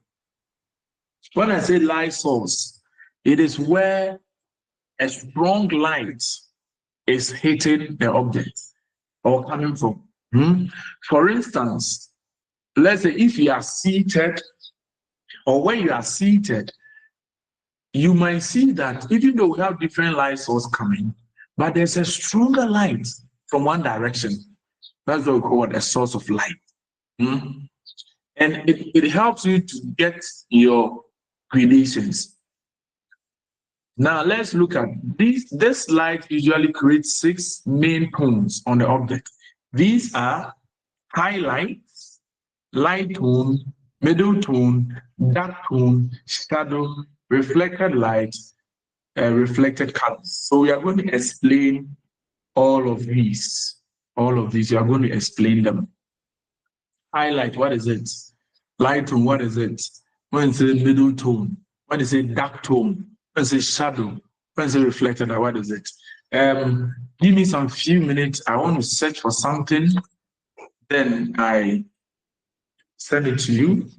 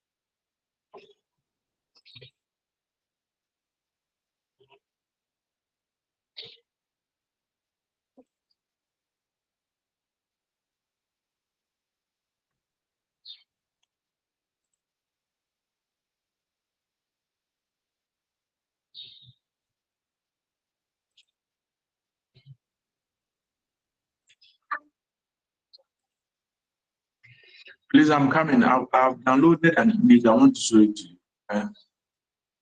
So that we look at the shading. Good. Fine. So let's look at the image that I've shown on your screen. The image that I've shown on your screen. So we can see where my cursor is pointing. Let's look at it well. This is a cast shadow.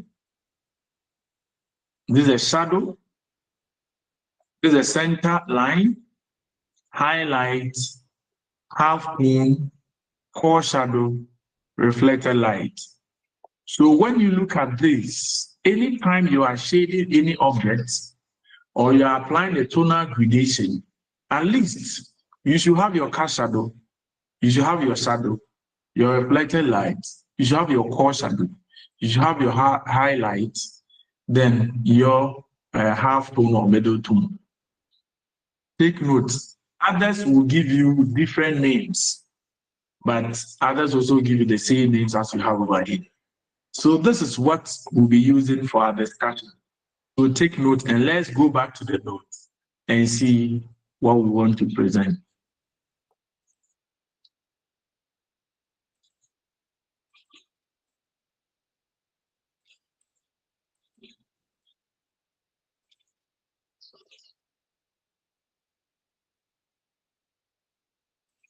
Amen.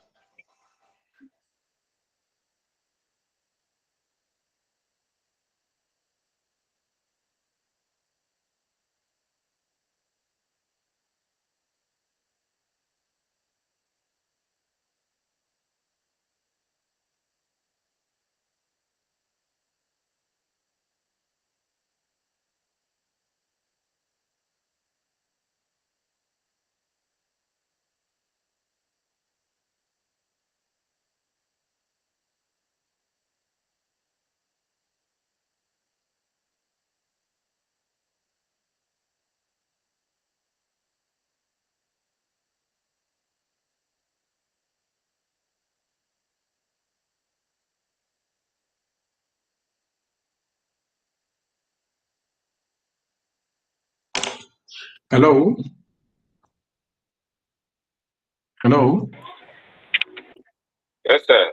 Sorry for the interruption. And I was trying to guess one or two things for you.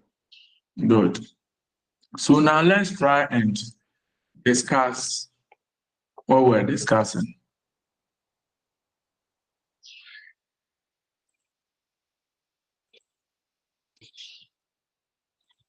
So we are looking at the highlight. I believe you can all hear me. We are looking at the highlight. It said this occurs at where the object receives the greatest reflection of light. So what I sent to you, or what I place on the screen. Okay, let me send it on your platform so that you look at it from the platform. Let me put it on the platform.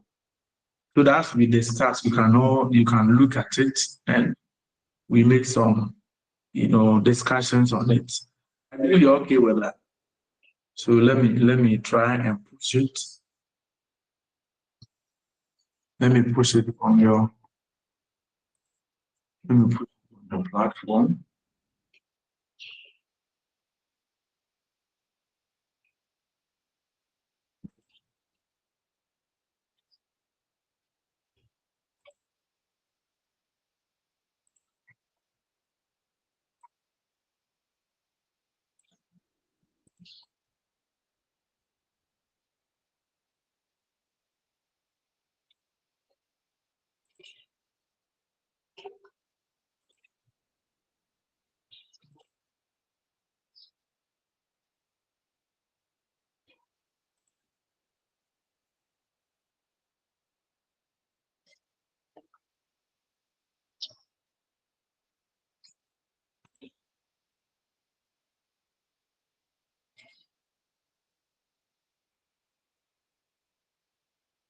Good. I believe you have been able to open. Can you all see? It's on your platform. Okay, thank you. Thank you very much for seeing it. So let's try and do one or two discussions.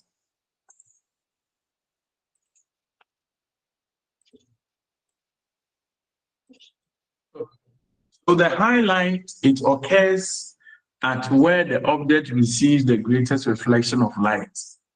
It usually appears white or off-white and noticeable on the lighter tone. So where the light tone is, that is where we can see the highlights.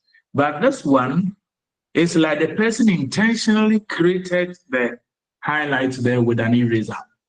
If you can all see that, that is how the person did it. And it's unprofessional. It's unprofessional to do that.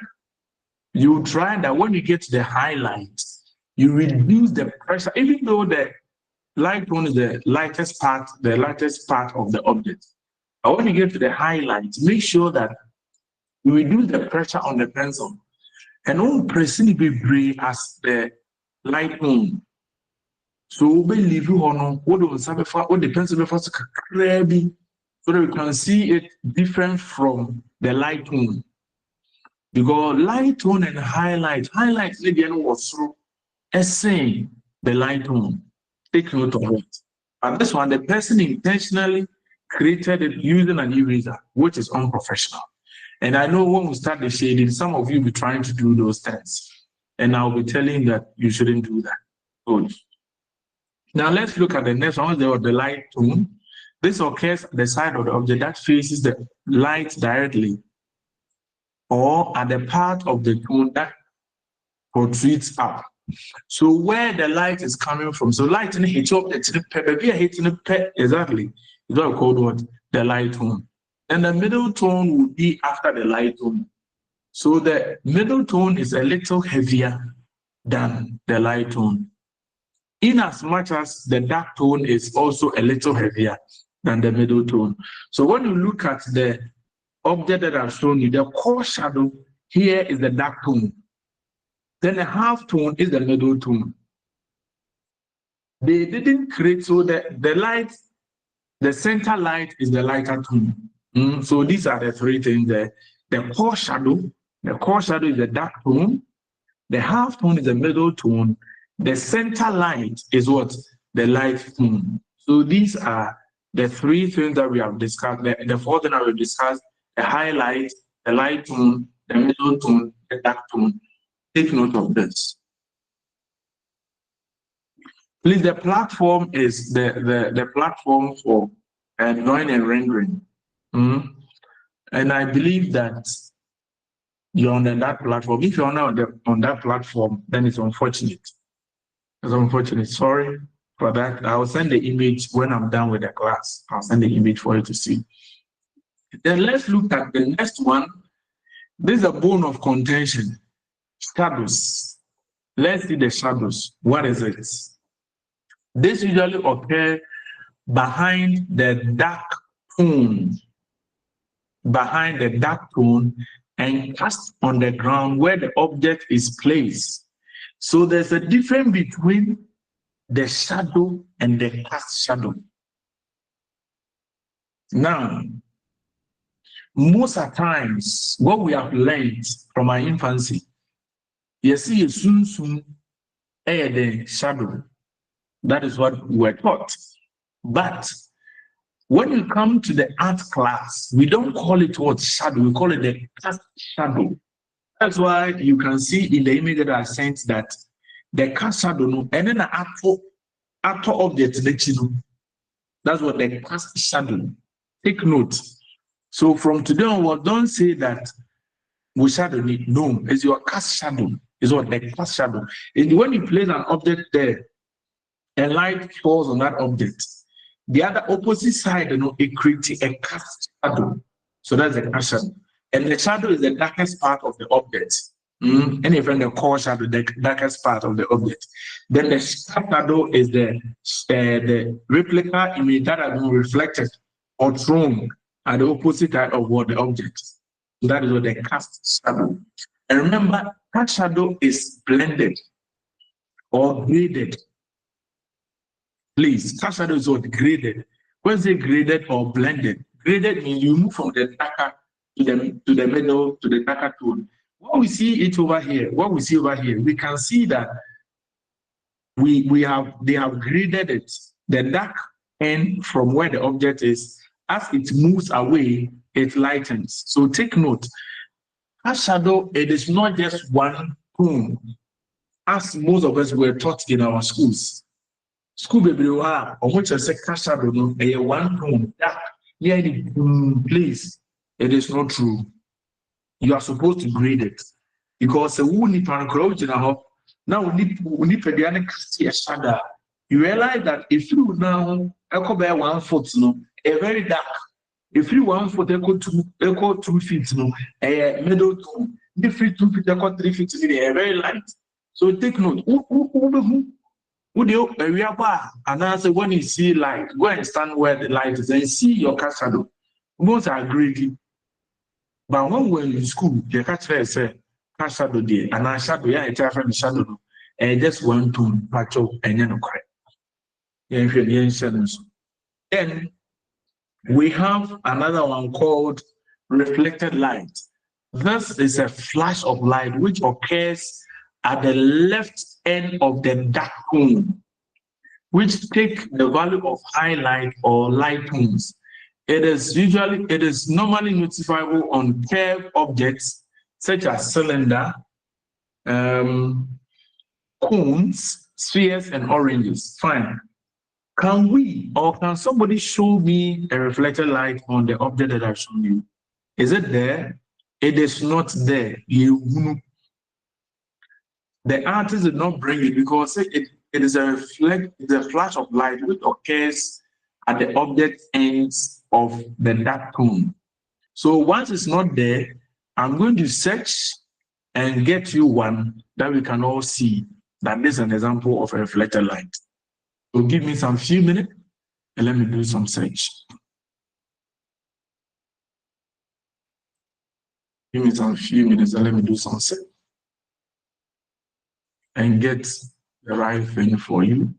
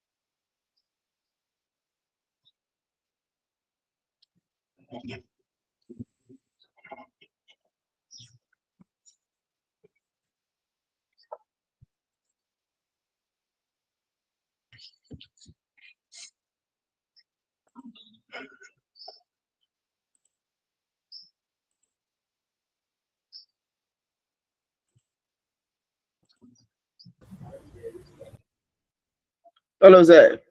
Hello.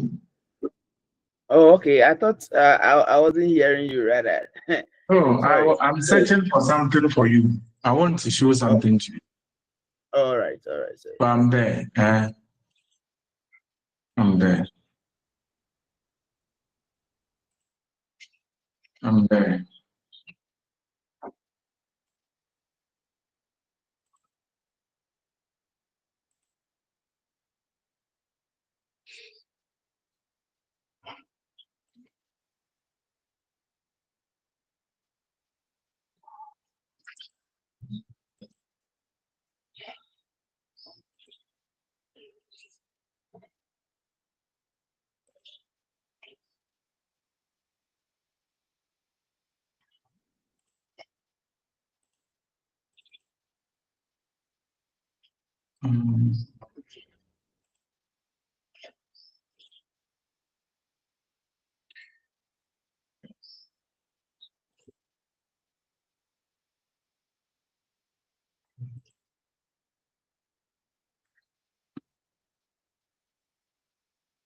Please, just a few minutes. I'm coming.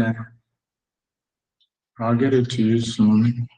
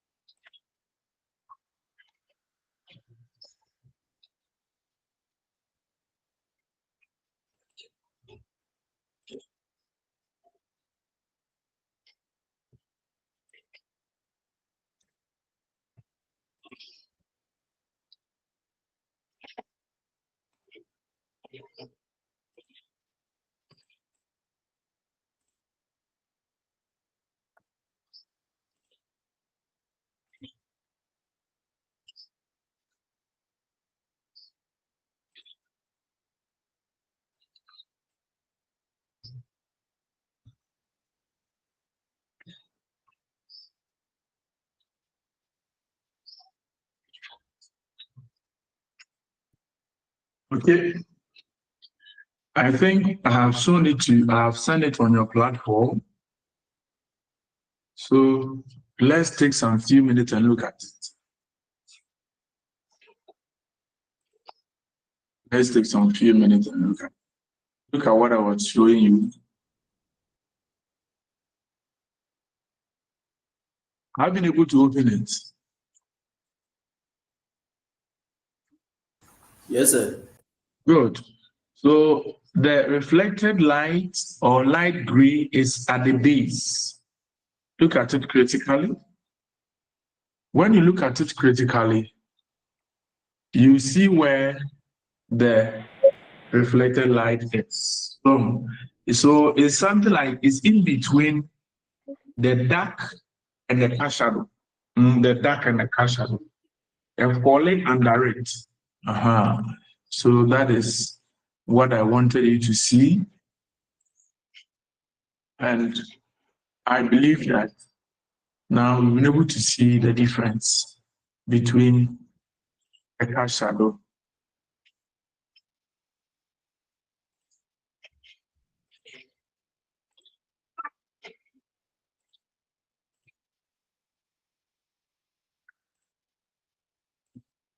Good. So that is what the reflected light, and then in between the cast shadow and the object. This is a really a matured artist. But most of the times, most artwork you see, we don't see the reflected light in time because the creating anything in the amount for the end time. So that's what we call the reflected. And let's look at the last one called fortunately, unfortunately. When you look at the slide, it is there. When you look at the slide, the example shown is there. But I wanted to add more to it so we can see our source of light where the cursor is pointing. I believe you can see the cursor. Then I'll highlight the light tone, the middle tone. Look at the shadow here. The person made it shadow, but I've told you it's called a shadow. It has been graded. Then we have the dark tone is here.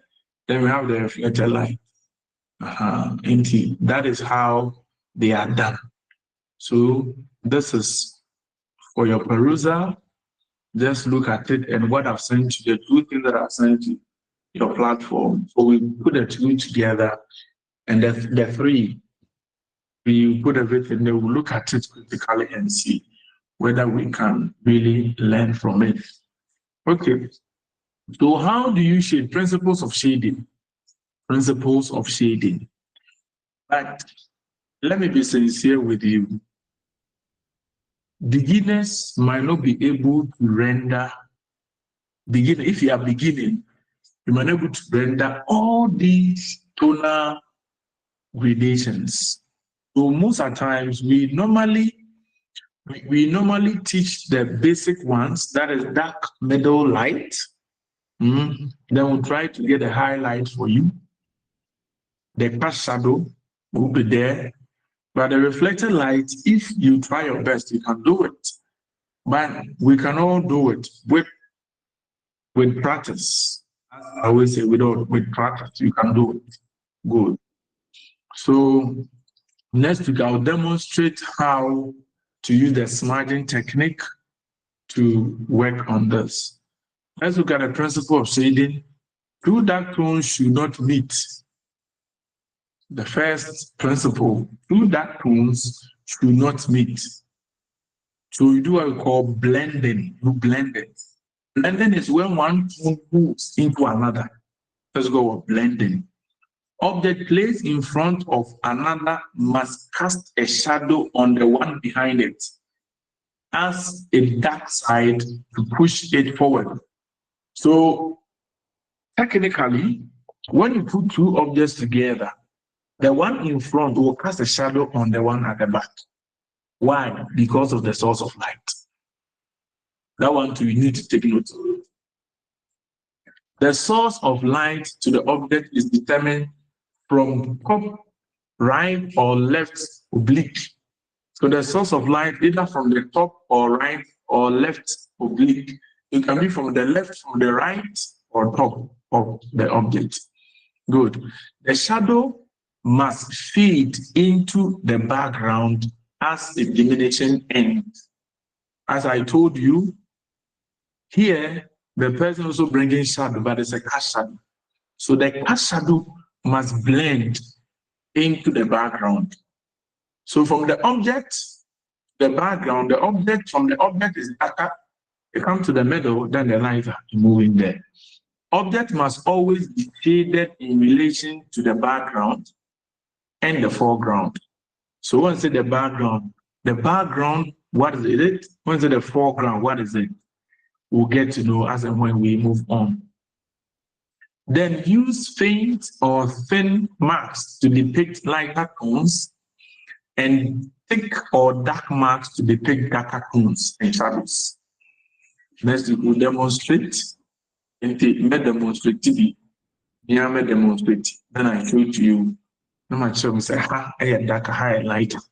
We take note of it. So I will bring it to class or discuss. Fine. So that is what we call the gradation. Now let's look at the techniques of rendering. How do you render objects? How do you render it? How do you render objects? How do you render objects? With the rendition. The rendition is what we are going to look at. When we are done with the rendition of the techniques in the class, because I'm getting it. I returned from Accra just last night, so I'm really tired, but I'm trying to, help us study. So we have the shading techniques, that is smudging, mask, or woolly shading. They are all the same. Smudging, mask, or woolly shading. And we've been all the examples that I've shown to you, the two examples that I've shown to you on your platform, smudging. Then pointillism or stippling is also another way. So pointillism is similar to dottillism, where you use dots to shade. Then hatching, you use what? Power lines. Then cross-hatching, power lines that have been crossed. Then broken cross-hatching. Then random scribbling. All these are examples or types of what? Shading techniques or techniques of what? Rendering. Good. What is smudging? It is also called wooling, mask, or smooth shading. It is all carefully blending or merging the edges. Maybe yes, sir. Please, I would like to know if shading and rendering are the same. Okay. Yes, sir. Thank you. That is a good question. Can somebody help us with that? Shading and rendering, are they the same?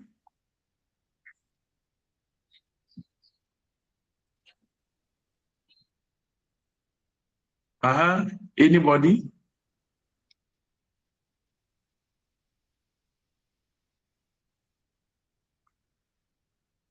Please, sir. Please, I wanted to try. Hello? Please, sir. Okay. Okay, try. Please, sir, the shading is part of the rendering because when you talk about rendering, it talks about shading and painting. Okay, good. So the rendering, the shading is under the rendering. Shading, you need to say, over the various tones, tonal gradations. Who paint here, you can also give different gradations. It's rendering a general thing, but under it, in the shading, that's what I said. Good. It is some of the shading techniques. A share rendering, you benya smudging, you benya pointillism, you benya hatching, you benya cross hatching, you benya broken cross hatching, and others. Good. And these are the examples that we can show. Now, where the cursor is moving, this is the smudging way or the smudge way, where we move from the dark to the middle and to the light. If it's hatching, the lines goes one direction. If it's cross hatching, the line crosses, but we have two-way there, two techniques that have been showed. Then the pointillism. The pointillism too is also here using the dot from the dark middle light. Then broken cross hatching, you see how it is demonstrated. Then this one we call what? The random scribbling. So the scribbling is like your manufacture, your pencil or crayons in the house. The way they decorate our walls with it in repeated circles. Repeated circles, that's what the random scribbling. So this is how they are all demonstrated. Good. It's 10 o'clock. According to my watch, it's some 3 minutes to 10 o'clock. So I'll leave you here and you ask questions. After that, we'll end the class. Then I'll give you a reading assignment. A reading assignment. You are going to read on the painting. The painting, how do you blend a flat painting or the blending or realistic painting, flat tone painting, impasto, wash, fresco. You try to read it, you just read. You can try to get understanding of them. We'll meet next week. We'll discuss that before we do the practicals. So I'll end here, and if you have any question, you please.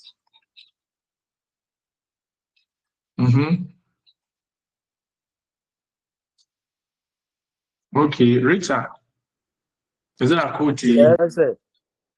Yeah, Yes, sir. Rich.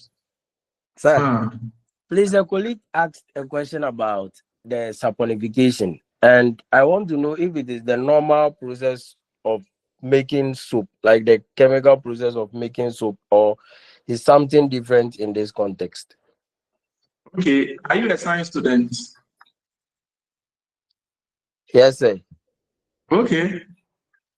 So what do you think is it? What do you think is it? What do you think? Maybe that's what I know, the chemical process of making soap. So at what point do you use the word is what is the word? Saponification. Yes, at what point do you think we use it? So I think when fat and oil is mixed with an alkali or something. So you need to separate them. If you want to separate them, if you want to take it off, so that's what we use the process to do.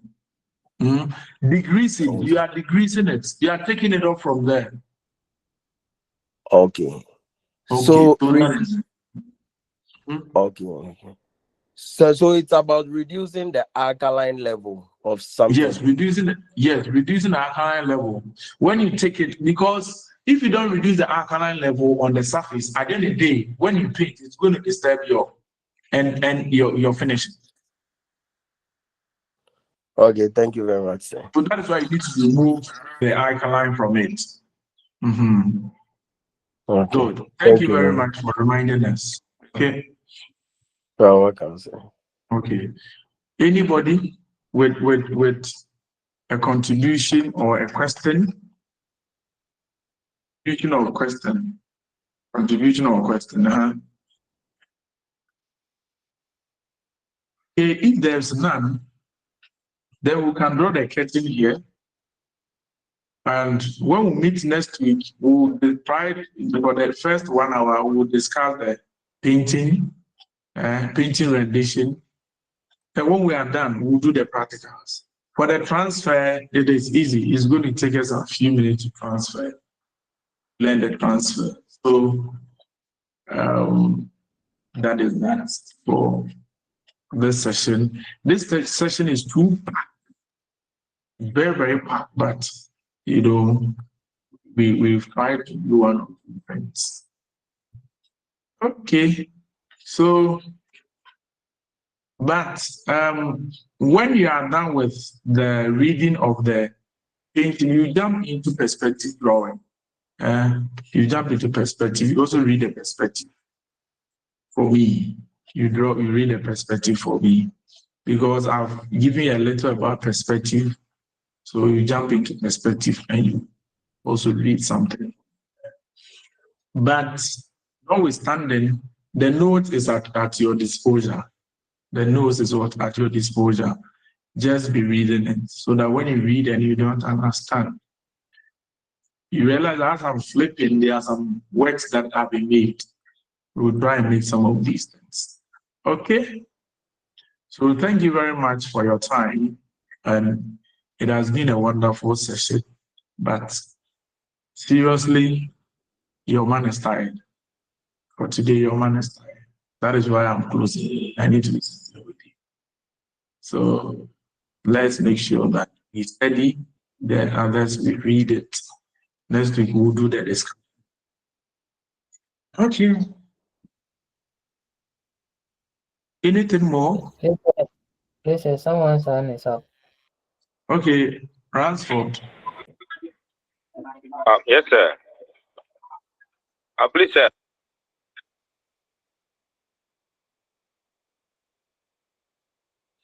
Ransford, your line is breaking. Is it okay now? Can you hear me? Yeah, we can hear you. Yeah, someone was asking about the assignment and said when we closing, you give it out again. Those who are not part last week. So. Yeah, the assignment, yes. I told you the assignment is that when we're discussing the importance of drawing, we came across one point, investigating a crime. And I told your colleagues there was a statement made on the explanation of the investigating of crime. And I told you to look at it, study it critically, and write 1 page and expatiate the point, the stated paragraph, 1 page. Then you are using Time New Roman as the font style. Then the font size is 12. Then the line spacing is 1.15. That's the line spacing. So this is the work that I gave. As I said, by close of today, if I don't get it, you are not going to get any marks. So please, let's make sure that we do. Let me also give you practical work to do. Practical work to do, because we've done the outline drawing, we've done the blocking, we've done the detailing.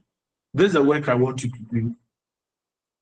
Get water bottle, get cup, put the two together, compose them, and draw. You are doing the outline. No, you are doing the blocking, you are doing the outline, you are doing the detailing. I want to see the 3 steps. I want to see it. So, for instance, as it was demonstrated here, let me show you as it was demonstrated here. Good. as demonstrated here. The blocking in. So you do the first, the object, then you block it, and you do the outline. The same page, you divide it to 3. The same page, divide into 3. Then you come with the details. This is what you are going to do. Next, when I teach you how to shade, you apply the shading later.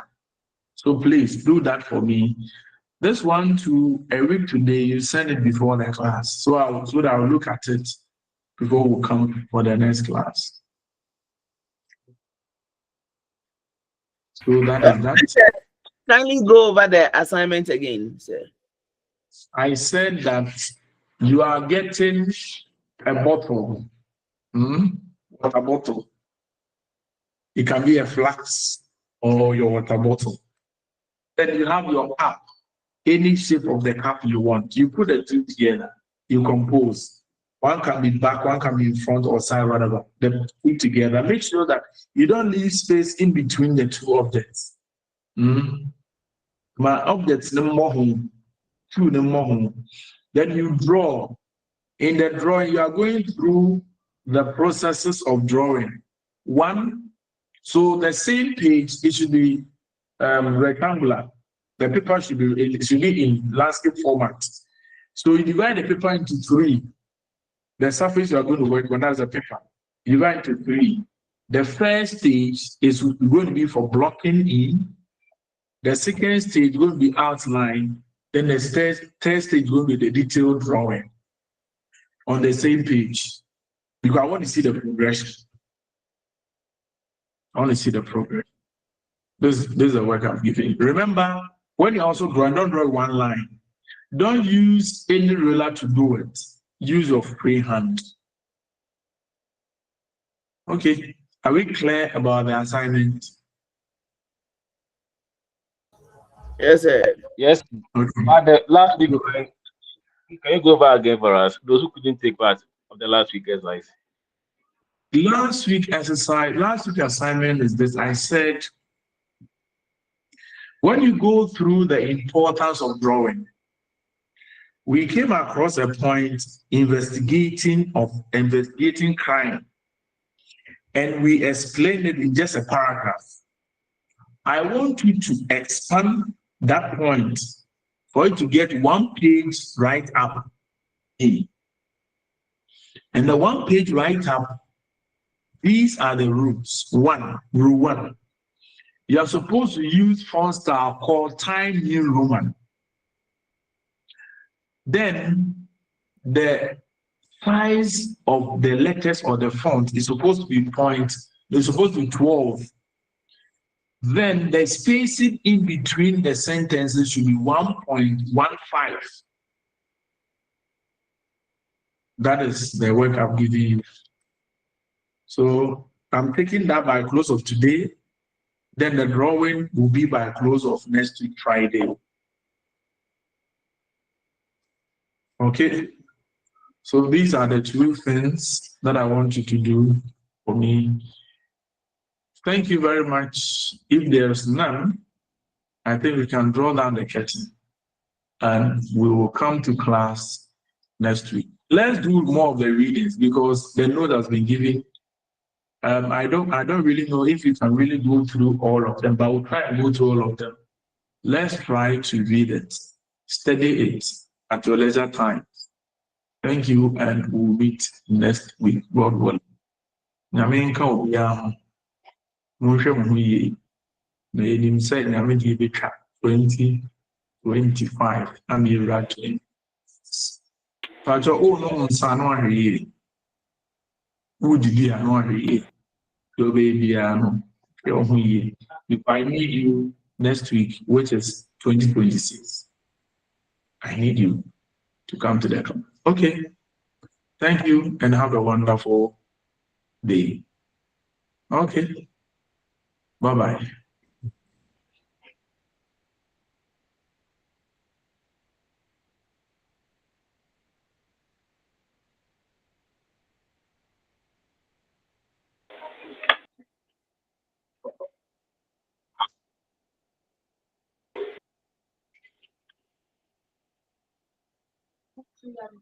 Hello, good morning, colleagues. Please, I would need some help from you guys. I've done the work, I typed it on my laptop, but I can't send it. I don't know how I should do it. Any help from me?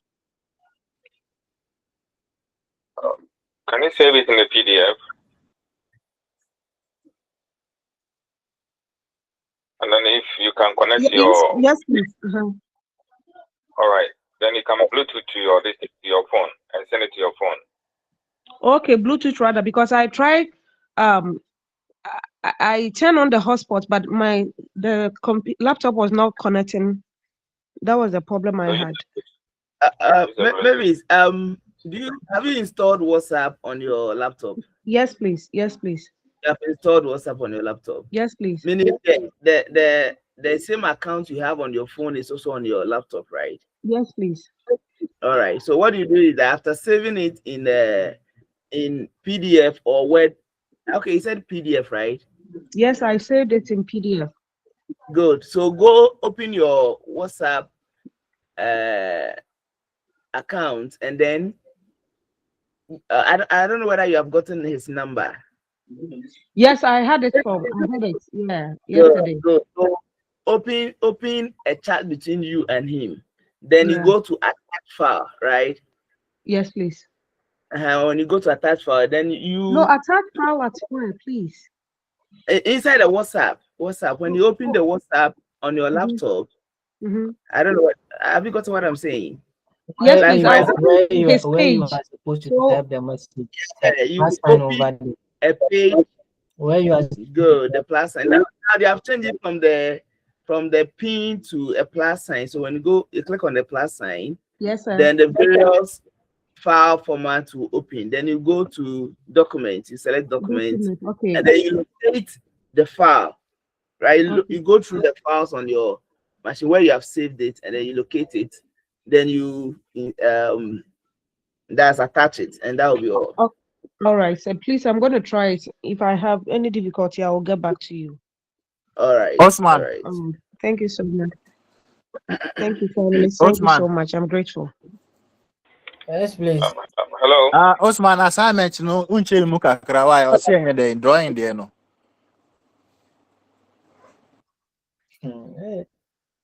What say Okay.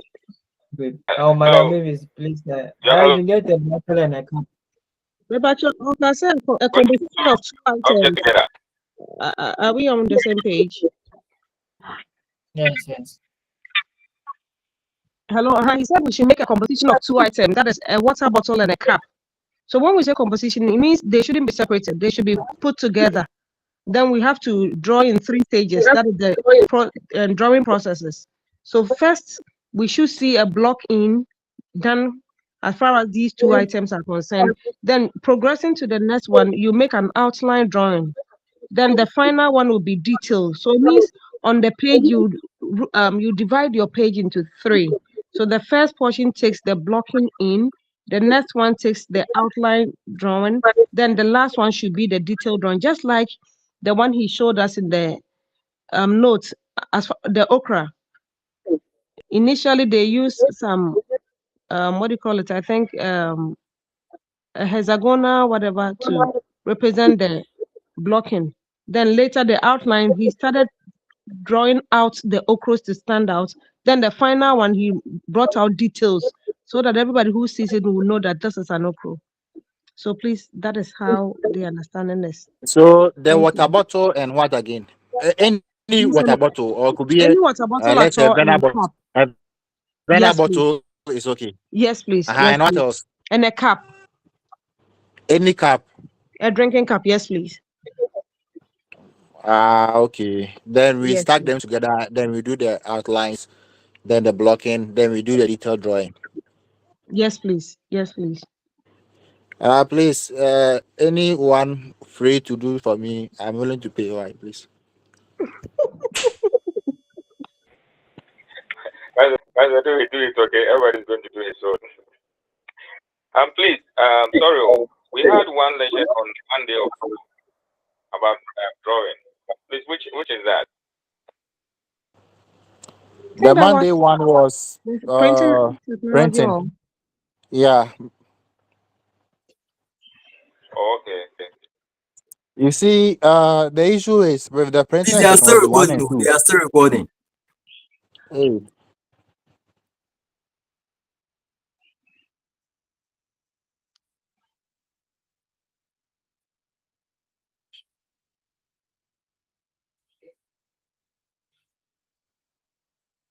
so probably those asking question, let's move to page and whatever clarification we all need to get, we do it over there if that is okay.